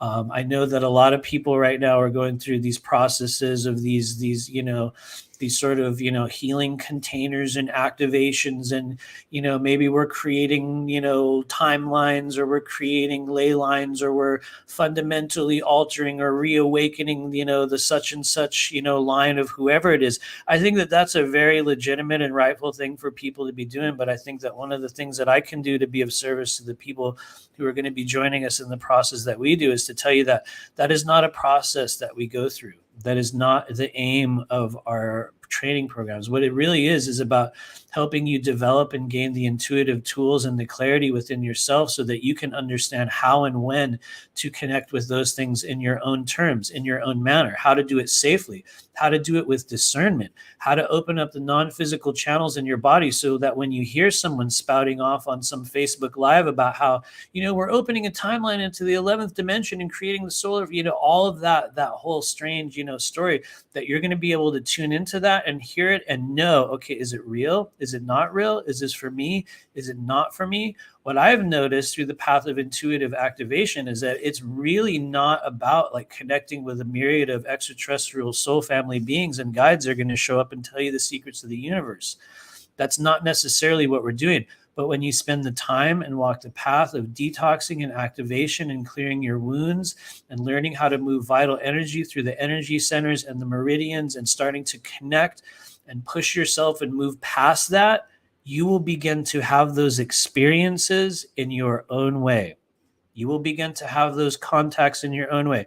And no, I don't necessarily mean they're going to come pick you up and take you to the inner earth. Although it is it's technically possible that will happen. And for many of us, it has been a thing that has happened. I'm not negating or debunking or trying to tell you that that is not a thing that is possible, because it is. The whole reason, the whole modality of what I use, the toning and the strange sounds and the capsule phrases that I use came about in my life as the result of having an out-of-body extraterrestrial experience. That's literally where that modality came from. And a lot of you guys have already heard the story on that. If you want to hear that story, I'll tell it again. Tell me in the chat that you want to hear it. Otherwise, everybody else watching already knows the story. But I am not one of those people that's here to debunk or say that that is not possible for you. What I'm saying is that the manner through which you will begin to have those experiences on an organic level in your life, for many of us, comes when we begin to purify the mind-body-spirit complex emotionally, energetically, physically. And so some people, their mission is going to be to connect you with those things. But what I found is that by and large, the people that have engaged in those other types of programs or those other types of training things, I know there was one woman for a while. No, I'm not here to do character assassination and tell people's names, but there was one person going around for a while that was like, for $6,000, I'm going to remove you from the matrix. You're going to join me for $6,000, and by the end of this journey, you're going to be out of the matrix, quote unquote. And I remember this person actually came to us for a couple sessions, a while back, and they were like, "Yeah, I paid this person $6,000. She said she was going to pull me out of the matrix," and I'm like, what the hell does that even mean? Like, what would that even look like? How would you experience it in your third density to fourth density to fifth density daily life? Because, even though you go through all these processes and meditations, you still got to get up in the morning. You still got to take out the trash. Most of us still have to go to work. How do those things translate into your daily life? How does that show up for you in a livable, applicable sense? Do they? Does it register? What we find is that for most people, it's a really, really fun and a really, it's an appropriate diversion. What we find is that for when people really begin to activate or work with opening up non-physical centers in the body, you start to perceive things very, very differently. To the extent that, I'm going to be real. There's certain things that you will be interested in and certain people that you follow. Who knows? I might be one of them. And, after going through this path of really opening up certain energy centers, and I'll give you guys a hint, if you do want to, there's a couple places you can work with. Most people that are watching this live will already know, but if you don't, places where density hangs out in the body, where if you start to move breath and energy through these pathways, that you can just sort of, it's like pushing out density and smoke in the room and clogged up energy so you'll see things clearly. Well, one of the places you will work with is your crown chakra. dedicated crown chakra toning, crown chakra work. In our classes, we use a capsule phrase that very effectively opens the crown chakra. But that is a place you can definitely work with. And so, anyway, I will pause on that part of it. But what we are not doing in this stage of the program is going through any processes of outward connection. What I find is that when we connect with the true source energy and continue to mirror and repeat that process over and over and over again, it gives people a more organic occurrence of connecting and just learning what those sensations and energies and frequencies are like. And so we do it through opening the non-physical anatomy. Anyway, I'm kind of repeating that portion of the talk on a awkward level. What's up, Nilsu? You're good to see you. Seriously, good to see you. Haven't seen your name in a while. Good to see you around this strange multi-dimensional trailer park. Lori Sugai says, yes, I want to hear it. Thank you for saying that. Sometimes I don't tell these stories because I think if you've hung around my channel a while, you'll know that it's like I will repeat certain events or things that happened in my life. Sometimes I'll feel hesitant or kind of lame talking about it because it's a thing that I've mentioned like 100 times in a row. But I think it's also important for people who are new and for a lot of people that haven't heard it. You guys know how it is when you've told a story a million times. Certain times you'll listen to yourself telling it back and you're like, man, that sounds so dumb. But it is literally the truth. And so how did I come up with the process of scalar toning? Well, here we go. Once again, I have not taken a drink of water this entire time. So, December of 2017, I think this was the last week of December in 2017. I was working at, the little shop that I was working at there in Los Angeles at the time. It was in the Los Feliz neighborhood in Los Angeles. Someone who watches this is going to go, what? I know Los Feliz. It was in Los Feliz out there in the greater Los Angeles area. And I think it was around 1 in the afternoon. It was just like, early afternoon, and it was a slow day. And I was like, I'm just going to sit here and do a meditation. I think I just ate and I'm like, yeah, I'm just going to do this meditation here at work because I can, and I sat down in this green chair, kind of like this one that I'm in now. I remember I sat in this chair and I just kind of, lean back and close my eyes. And it was one of those things where, you just kind of think to yourself, I'm going to do a meditation. Sure. All right. There's no goal. You're just like, I'm going to connect. Only this was an occurrence that was very, very different. It was as soon as I closed my eyes, it was like the next breath that I took in, I was standing up and I was in an outdoor space. The ground was, it's like my first view, like when I looked within this space and looking back on this experience, my initial viewpoint was looking down and I could see the dirt on the ground. And it was very brown. It was very red, and kind of looking back on it. And in front of me were, I believe, 3 men, very, very tall, extremely black, dark-skinned men, really tall. I don't really know what their faces look like. It wasn't a thing where I could like focus on faces and like all the particulars of it, because it's a thing. It's like some of this, it just was like this flash of experience. What I do know is that I believe at least one, maybe all 3 of these men or these beings had reverse joints. It's like they had different, like their legs went back. It was like a back bend. Instead of the knee, it went backward. And I think possibly their arms had like an additional, like not an appendage, but there was just a different type of movement that they were doing. And what these beings were doing in front of me, it was very much like a dance. It was like a movement. There was a percussiveness to it. Like they would stomp and move. And I remember looking at them in that moment. I looked at the ground, I looked up, and these men were walking toward me. And I guess I'm saying men. They were like beings, really tall, very black skin, but very humanoid. Not necessarily like not necessarily like ET beings in this moment. I'm already describing it so awkwardly. But it's like you don't really have a moment to question it. But as I was standing there, they came up, they walked up to me, and they did this thing where they put their hands over my body. And it was like they created a wall with their hands all the way down from my feet. And they went like this and over the back of my head. and they just put their hands one after another all the way down to the back of my head. As they did that, they split off and they came back. And the second time they came around, one of them went, and they blew this whatever, like a dust or something, right into my face. In that moment, what happened was I immediately was either transported, or it's like the scene just changed. For those of you guys that have had weird out of body experiences that feel more physical than physical, it's like you'll just suddenly, it's like boom, now I'm in a different place. Boom. It's like instantly I was standing once again within an indoor dwelling. It was sort of like, in hindsight, when I look back on it now, it felt like an African place. It was like almost like a stone or like an earthen dwelling. And I was facing a wall, and to my right was on this sort of like stone tablet, or like I don't know, maybe it was a bed. It was a surface. On the surface to my right was like a child version of those beings, like a young child version. I remember I could see like the forearms, and they're just like really, he was like curled up on this table thing, and I could see the side of his head.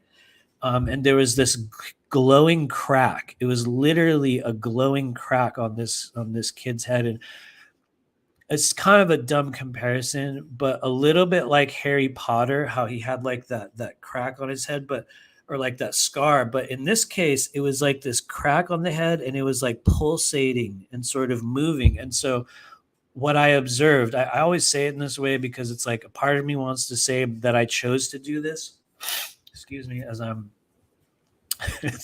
a part of me wants to say that I chose to do this, but another part of me knows the truth is I literally observed myself. I watched myself walk over to this child that was laying on the surface, and I put my hand over his head, and I moved my hand up like that, and I could see it was like this glowing, either like a tube or like a slug. It was like this glowing mass came out of his head. And as it came out, I watched myself hold it up. I held it up like toward the ceiling, and there was this sound that came out. And it was like a ringing in the air, or it was a ringing that came from me, or it was a tone that was being created. To this day, I do not know what it was, but this sound came out when I pulled this thing out of its head. I lifted it up, and it sort of disintegrated, or the sound came out. And from there, I'll tell you guys the rest of the story, because I've done a couple of interviews, and I don't always go to the second part of it, which kind of doesn't make sense. That's why I don't always talk about it. But from that moment, as soon as I put my hand up, there was like this sound that came out, and it was like, ooh. I don't know if that'll show up on StreamYard. They do, like a compressor thing. So I might make that sound and it might not show up here, but there was literally like a woo, like this waving tone sound that came out. And from that very second, I was back standing in that outdoor area. I was standing outdoors, and those same beings were doing this dance. And what sounds so dumb, but it's like a part of me thinks that it's so dumb. Part of me thinks that I could do the dance, or it's like I could just see it. It's like I could just see what it was. And they were like doing this thing where they're moving they would put their arms out, and they were moving back and forth and stomping their feet and moving their hands like in these circles. And what I observed was that they were passing around these like, it was like orbs of light, which sounds crazy. It was almost like for this split second they were playing this game, and one went and sent it to the other, and the other one took it and sent it to the other, and it was like a triangle. And they were sending this orb of light back and forth, like throwing it at each other. And one of the reasons why I don't always talk about this part is because it just sounds crazy. But as I was observing that in my mind, I was like, what is this? What's happening? What's going on? And as they're passing this orb of light back and forth and doing this sort of dance thing, one of them turned at me and threw it. He threw it. And this is where it gets really weird, because it's not like I caught it. It was like when he threw this orb of light, what I saw was a DNA helix. And it wasn't one orb of light, it was many. And what I saw was that all these orbs went right onto my DNA. But here's the thing. I don't necessarily know that it was my DNA. I would like to say that it was, because that was the experience that I had in the moment. but it was as if they threw this orb of light at me. And instead of catching it, I saw this internal image where it was like all these little white orbs lined the strands of DNA, a little bit like Christmas tree lights. It was like they went like all around this little, strand of DNA. And within that moment, within that literal moment, the scene started to change. It was like, I think what happened in looking back on it now, it was like a really big portion of the human version of Matthew came in. And it was like the human version of me started going, whoa, what is this? What's going on? What's happening? And it was like, it started to fade away. But as it was fading away, there was, it's dumb to say this, but there was a thing that was said between myself and these beings that I have never, well, there's been a couple times where I have repeated what it was, but I actually told them something. I said something to them as that scene ended, which was a thing that just does not make sense. It's just like, how would you say that? Why would I say that? It's so crazy. Actually, I'll just say what it was. At the end of that experience, which will be, this is like, if there was ever a cringe moment on these live streams, this will be it. He gives all this wind up into a thing that he was saying in an out-of-body experience with some strange alien beings. Then it turns out he just said what I said was literally in that moment. Oh, it feels so vulnerable. It's like, see, now that I wound up to it, I'm going to go through with it. But what I said at the end of that experience was, I will always help you.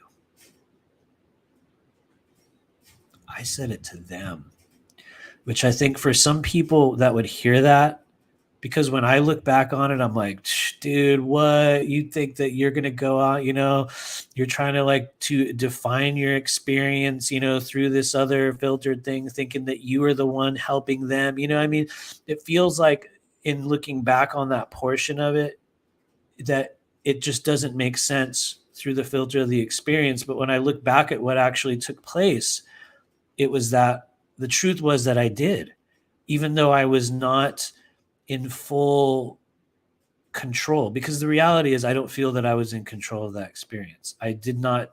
It's not that I considered that I was not in control of it. It's just that I watched an event take place and I knew that I was not the one driving it. It was like, I did not put myself in that room. I did not choose to walk over to that child and, remove a massive glowing energy out of its head. I did not choose to reappear in that outdoor area and say that thing to those beings. I observed myself doing it. And so, to tell that portion of it, I don't know, it's always like the most vulnerable part of that story. I probably won't talk about it again for a while.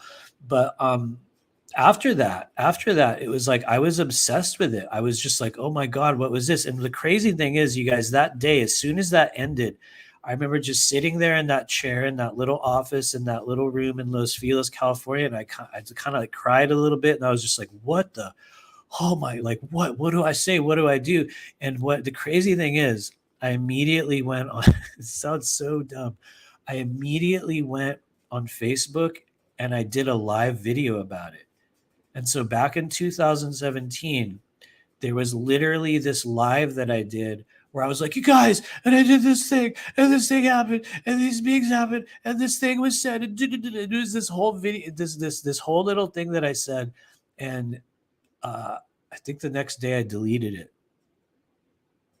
I just deleted it. It was gone. It's gone. It's gone forever now. Literally gone forever. But I talked through the whole experience, told everybody about it. It was like this thing that happened, and it just kind of came and went. It came and just blew past through my experience. But the reason why I think that's important within the context of what I was saying, because a little while ago, I was like, we're not connecting you with ET beings. We're not connecting with this. We're not doing some overblown, spiritual mission to save the world. What we're doing is connecting with ourselves. I think the reason why that experience is important, because what I was going through at that time of my life was that there was no intention to connect with those beings. It was not a thing that I was going out to do.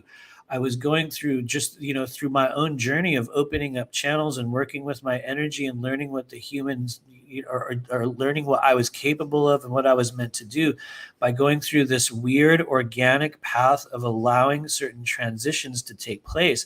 I had had that experience.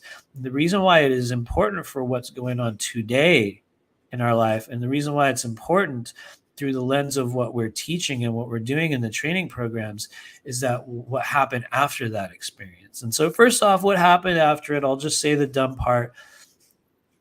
Really popular secret space program people started, saying that they had a same experience with those beings. And it was really cool because it helped me realize on one level that if a person who didn't know anything about me at the time was having a similar experience with beings in a very similar way, it helped me understand that there was a thread of outward confirmation. It was like around that time period, a number of other people had had experiences with those beings, but that's not the important part. That was kind of a faint layer of outward confirmation. What happened a couple weeks after that specific experience was that I remember doing a session with a woman, and it was just a clearing session, chakra clearing, whatever you want to call it.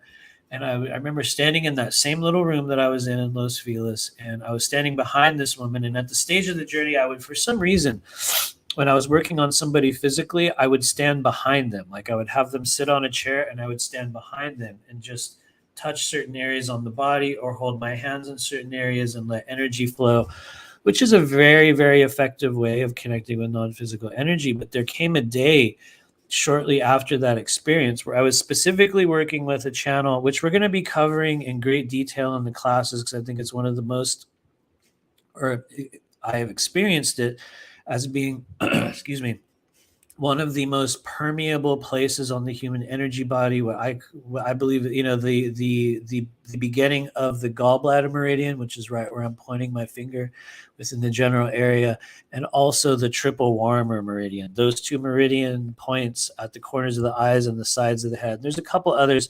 By moving energy through those pathways, it has just a crazy effect on silencing the mental body. And so anyway, to make the long story short, what had happened that day was, for the first time, when I was working on a woman at the time, and I was standing behind her and I kind of had my hands on near the temples. And in the old days, I would kind of like create a spiral and then pull the energy out. But there was one particular day in which, when I went through that process, I knew, it was just like, I just knew in that moment, it was time to go, ooh, and create this sound. I just knew it. It was like, okay, here we go. I'm going to do that tone. And it was literally me copying the sound that I had heard in that out of body experience with those strange shamanic Zulu beings, which, if you look back on the whole trail of everything I've said here today, both what we're doing and what we're not doing, you could be like, wait a minute, what? So you're telling people that your mission is not to take them through a process of connecting with all of these, mystical energies, and yet you yourself came about this very energy and your understanding of how it is used through a through a mystical experience, in which you literally just copied what you experienced in an out-of-body moment? The answer is yes. That is literally what I did. I copied that sound. I copied the wavelength. I literally mimicked what I believed to be at the time an extraterrestrial experience. And what happened was, in that moment, well, experientially in the moment, I noticed she started shaking and crying. It was like a whole different level of energy began to pour out of this woman. And granted, that is a thing that will take place at times when you're doing energy work. There is an electrical charge that will be created within a person, whether you're there or not there, meaning whether you're in the room or not. It is possible, and it's happened many times, in which you start to move a field of energy around the body and people will have tremors. They'll start to shake. In this case, she began to shake and she just started pouring tears. And I realized when I did the tone on the other side of her head, it happened again. And it was like weeks later, Spirit was showing me through some method, through some fashion, that what I had picked up in that weird out-of-body experience was literally real. And so lo and behold, that began the process of scalar toning. That began the process of, looking at the meridian, endings, and, the endings, whether they're at your fingers or at your toes, and realizing that if we were to sort of grab one end and send a wavelength of energy all the way through that channel of the body to the other end, that we could create a fundamental shift, that it's like almost like pipelines or circuitry or internal pathways. And what I realized is that we had, or I rather, and I think everyone else, because a lot of other people have had experiences with these beings, is that, it was that they were giving me a piece of an experience that had already taken place in another realm or another time, to remind me of a wavelength or a frequency that was available to everyone. And I say available to everyone because one of the things that we do within the program is we're teaching people to use that frequency, to emit it, to create the sound. I'll give you the really easy version of it. It doesn't matter what the sound is. It's all about your intention. It's all about where you aim it. It's about the frequency and the manner through which you choose to send that energy out of your body. And so it's now the thing that we're teaching. It's literally what we're doing. And so we can't promise you that you'll have the same experiences, but what I can tell you we can do is we can go through an organic transformational process of learning how to function within the non-physical channels, learning what they feel like, learning where they are, and what you can do about it. When we address that from a holistic perspective, oftentimes alongside other people, in a group, also in an individual manner, while doing other processes and energy work, you will be shocked at what kind of changes will occur in your life. And so anyway, I'm honored to be doing it. And this is like epic rant. For those of you guys that saw yesterday's live stream, which was version 1 of this talk, it's way different, right? Like, what? I was coming in here today to try to do the same version of it, because there was a bunch of stuff that we talked about yesterday where, like, when I watched the live back, I was like, oh yeah, that's really good. That was actually really good. But then there was this other part where I was like, oh my God, you didn't talk about this. Oh my God, you didn't mention that. So in doing it again, I guess we got this sort of version 2.0 in somewhat of an appropriate manner. And so, yeah, thank you. White Swan, totally right, totally different timeline. Liz was here yesterday, and so you got to see the other version of it. I don't know. Here's the thing. I was feeling yesterday's version. I had a good feeling about it, but I also had this vibe where I was like, oh man, but you didn't talk about this, you didn't talk about that. So I'm praying that we got maybe the best of both worlds. I don't know. Who knows? We got the temporary version yesterday, and we got this, I guess, slightly more measured version today. A little bit less severe, but anyway. I see your comments, by the way. Lori Sugai, what's going on? Andrew Bartzis was just doing a healing prayer to the equine beings. There are beings who are equine and human. They have huge heart frequency. Horses and llamas have backward joints. You know what? They definitely do. That's very interesting. I'm glad that you guys were connecting with the equine horse spirits. They're definitely real. I know that you've also noticed this, Lori. Maybe they talked about it on Andrew's show. There are a number of animals that are going through, well, not a number of them. In my opinion, I believe all of the animals that are alive on the earth plane right now are also going through a bit of what we would call an ascension process.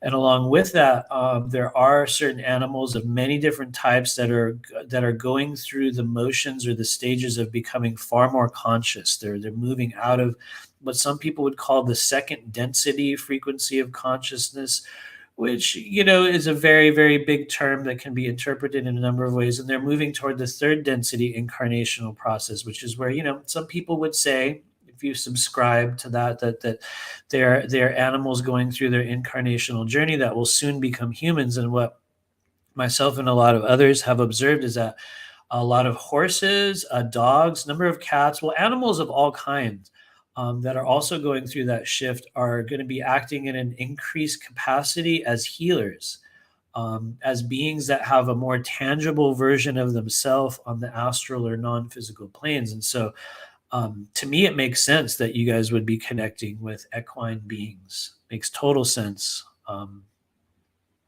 think horses are excellent healers. However, I will also say this. I have had very little horse experience in this life. Very, very little. Not that it's a good or bad thing. It's just horse energy hasn't. They haven't been beings that I have been exposed to too many times. I think because I was very Southern Californian. Not that they don't have a lot of horses. They do. A lot of people had horses when we were growing up because we grew up in somewhat of like a rural area for a while. But yeah, it was just not an energy that I really connected with or that I had opportunities to connect with. So, in my opinion, I think it's cool that you guys are connecting with those.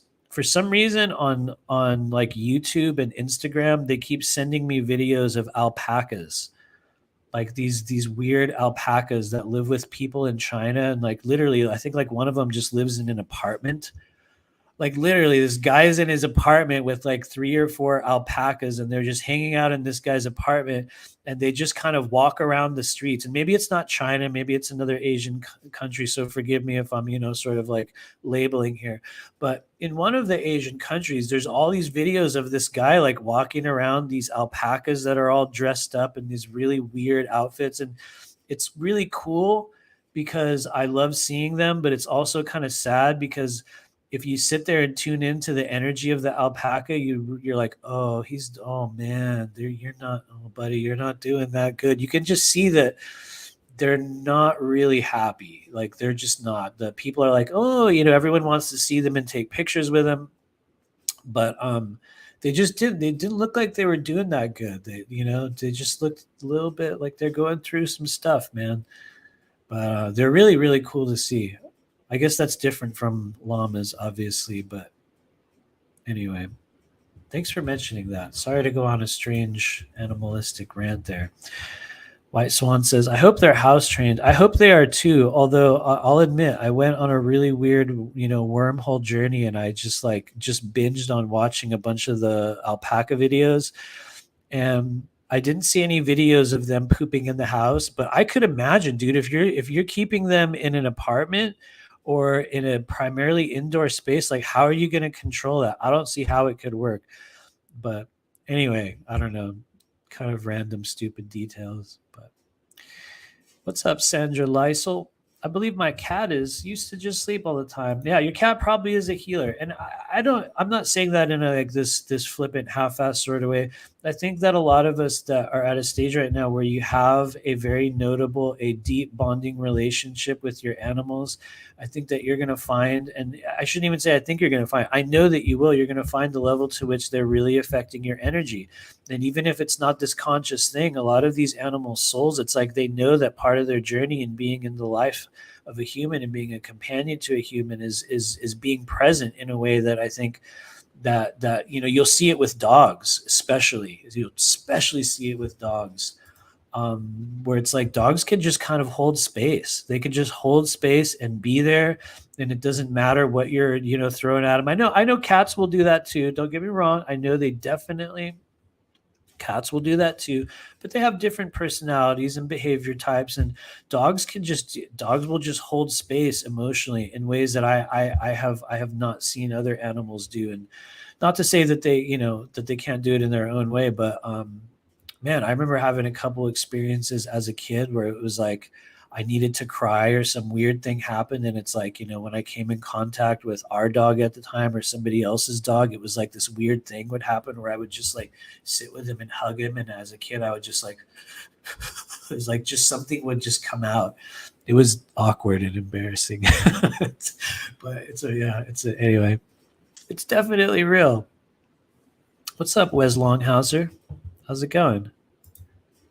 Out there from Boxtel, Netherlands. Thank you for finding us. I mean this very, very sincerely. I never knew that people from all over the world would eventually be tuning into the weird, random stuff that I'm ranting about online. So thanks for finding us, Wes Longhauser. That said, we're going to give it a couple more moments before we roll out of here. I think we did effectively accomplish.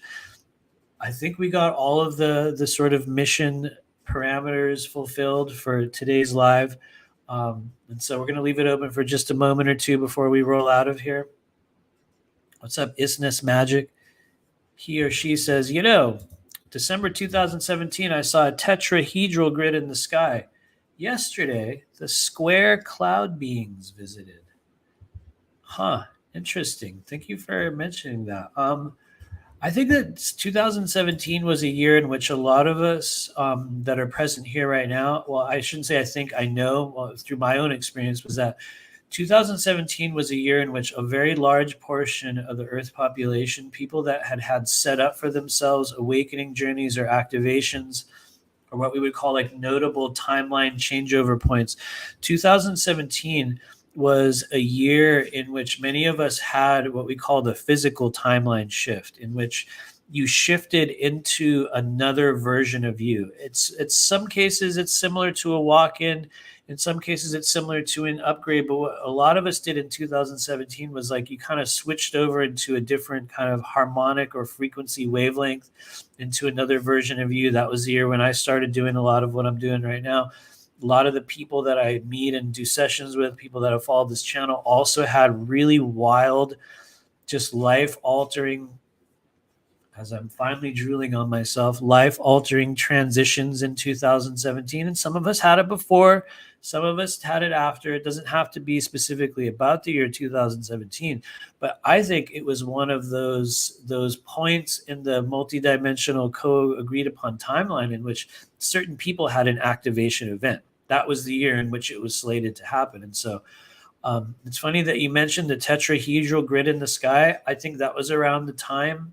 Well, I think for me, the real bizarreness of it started like, I think like 2015, 16, and it just stayed weird until 2017. I think I did things to keep it that way. I did things to make it better. In hindsight, I made a lot of right choices, a lot of wrong choices, but there was a stage in which, very, very much like Isness is saying, there was this literal grid that I could view in the sky, in the air. I remember there was days in which I would kind of go to the gym at the time. That was one of the other things that would kind of keep me sane at the time. Is I was like, "What? You mean if I exercise, I won't feel so much anxiety?" You know, a lot of other people already knew this, but I had to learn it the hard way. But I think this was early. Actually, honestly, the specific event that I'm talking about, I think was early 2017, in which I remember there was a number of times where I would go to the gym and it was like I could feel some energy get really pumped up within me. And I didn't know what it was at the time. I would just tell there's like, whoa, there's something. Oh my God. And I remember walking outside and leaving the gym this one day, and I saw these people standing at their cars. It was like a bunch of moms, you know, like moms during the school day, and they were kind of chatting at their car, and they were all talking in Spanish. And I remember kind of looking at them, and it was like I could see this cord or this spectral, these connections that were coming out of their chests, and they were like linking them all in this weird web. And I remember looking at one of the women, and I could see how there was like this grid that was emanating out of her and going this way and that way. And um anyway, it was a shocking thing to see. And so it was very much that sort of spectral earth grid kind of thing. And so while it wasn't necessarily up in the sky, it feels very much, very, very much like what you're talking about here. And so anyway, I don't see any other questions, and I think we're going to roll out of here. I think we like I said, we definitely accomplished our missions here today. Yes, the 2-year anniversary of the Patreon group, the Blue Flame Collective, is coming up on September 17th. Thank you for the reminder of that, Liz. We're going to be doing a free event. It's just a free kind of meditation, energy clearing. I guess we could call it an attunement process on September 17th. And so there'll be more announcements about that. That's the next thing coming up. Roar Diamond Heart says, wow, like a Donnie Darko type thing. Yes. Which is weird at the time because it was like a thing that I remember going like, is that like Donnie Darko? But I remember in the moment, Cassandra, it was sort of like I acknowledged that I couldn't see it. It was like a thing or a substance that it's like if I were to stare at it, I couldn't see it. But if I were to let go, it was like I could feel it and see it, but also not feel it and see it. Confusing, right? Very, very similar to what they show in the Donnie Darko thing. Although I wish it was like that weird stream. It was like maybe like lines on a map or these chords. I don't know. There's really no way to accurately describe it, but very, very similar to that. Very, very similar to what we saw in the Donnie Darko movie, which back when I could watch movies, I wish I could now. I should try to watch them again. That was one of my favorite movies. But anyway, in the meantime, we got a couple other things coming up today. Unfortunately, I do have to roll out of here, but I do want to say we will be back on Saturday for our regular show. It's becoming kind of a regular show. Keith Coley's going to be rolling in, and we'll see you guys on September 17th. In the meantime, please do check out the training programs that we have coming up. We did an epic rant about it earlier in this live stream, so if you're tuning in late, you can rewind and we go back and show the classes and talk in great detail about what's coming up. Once again, private sessions for Group 3 start in October of 2022, coming up just next month. And also the classes, the class portion of what we're doing in the training group starts on November 6th and continues all the way up until the end of March 2023. And so I'm excited to see who's going to be joining us. Please do check us out at rememberyourmission.com. I'm excited to see who rolls through for September 17th. And I guess finally, look out for the Wednesday show we're going to do. We're going to be bringing in people and do some lives on Wednesdays, which is weird, but I guess I'm doing it. And so we're going to be doing some other lives and things in the coming weeks. Stay tuned. If you can do me a great favor, please click the like button before you click off this page. If you have not subscribed already, please do so. I'm really grateful to all of lots and lots of new people that are coming to this channel. I mean that very, very sincerely. Thank you for being one of the new people that has been subscribing. There's been lots of them lately. I'm very, very honored. And anyway, guys, we're going to be back. It turns out I'm actually going to go get a reading for myself right now. Isn't that crazy? Who would have thought that was going to happen? And so we'll be back in the coming days. I love you guys. Thanks for hanging out. I'm excited to see who's going to join us. And I guess live from the multi-dimensional trailer park. This has been a pretty successful repeating timeline live stream today. So who knows? Maybe we'll do more of them in the future. But anyway, I love you guys. We'll see you later. Stay out of trouble.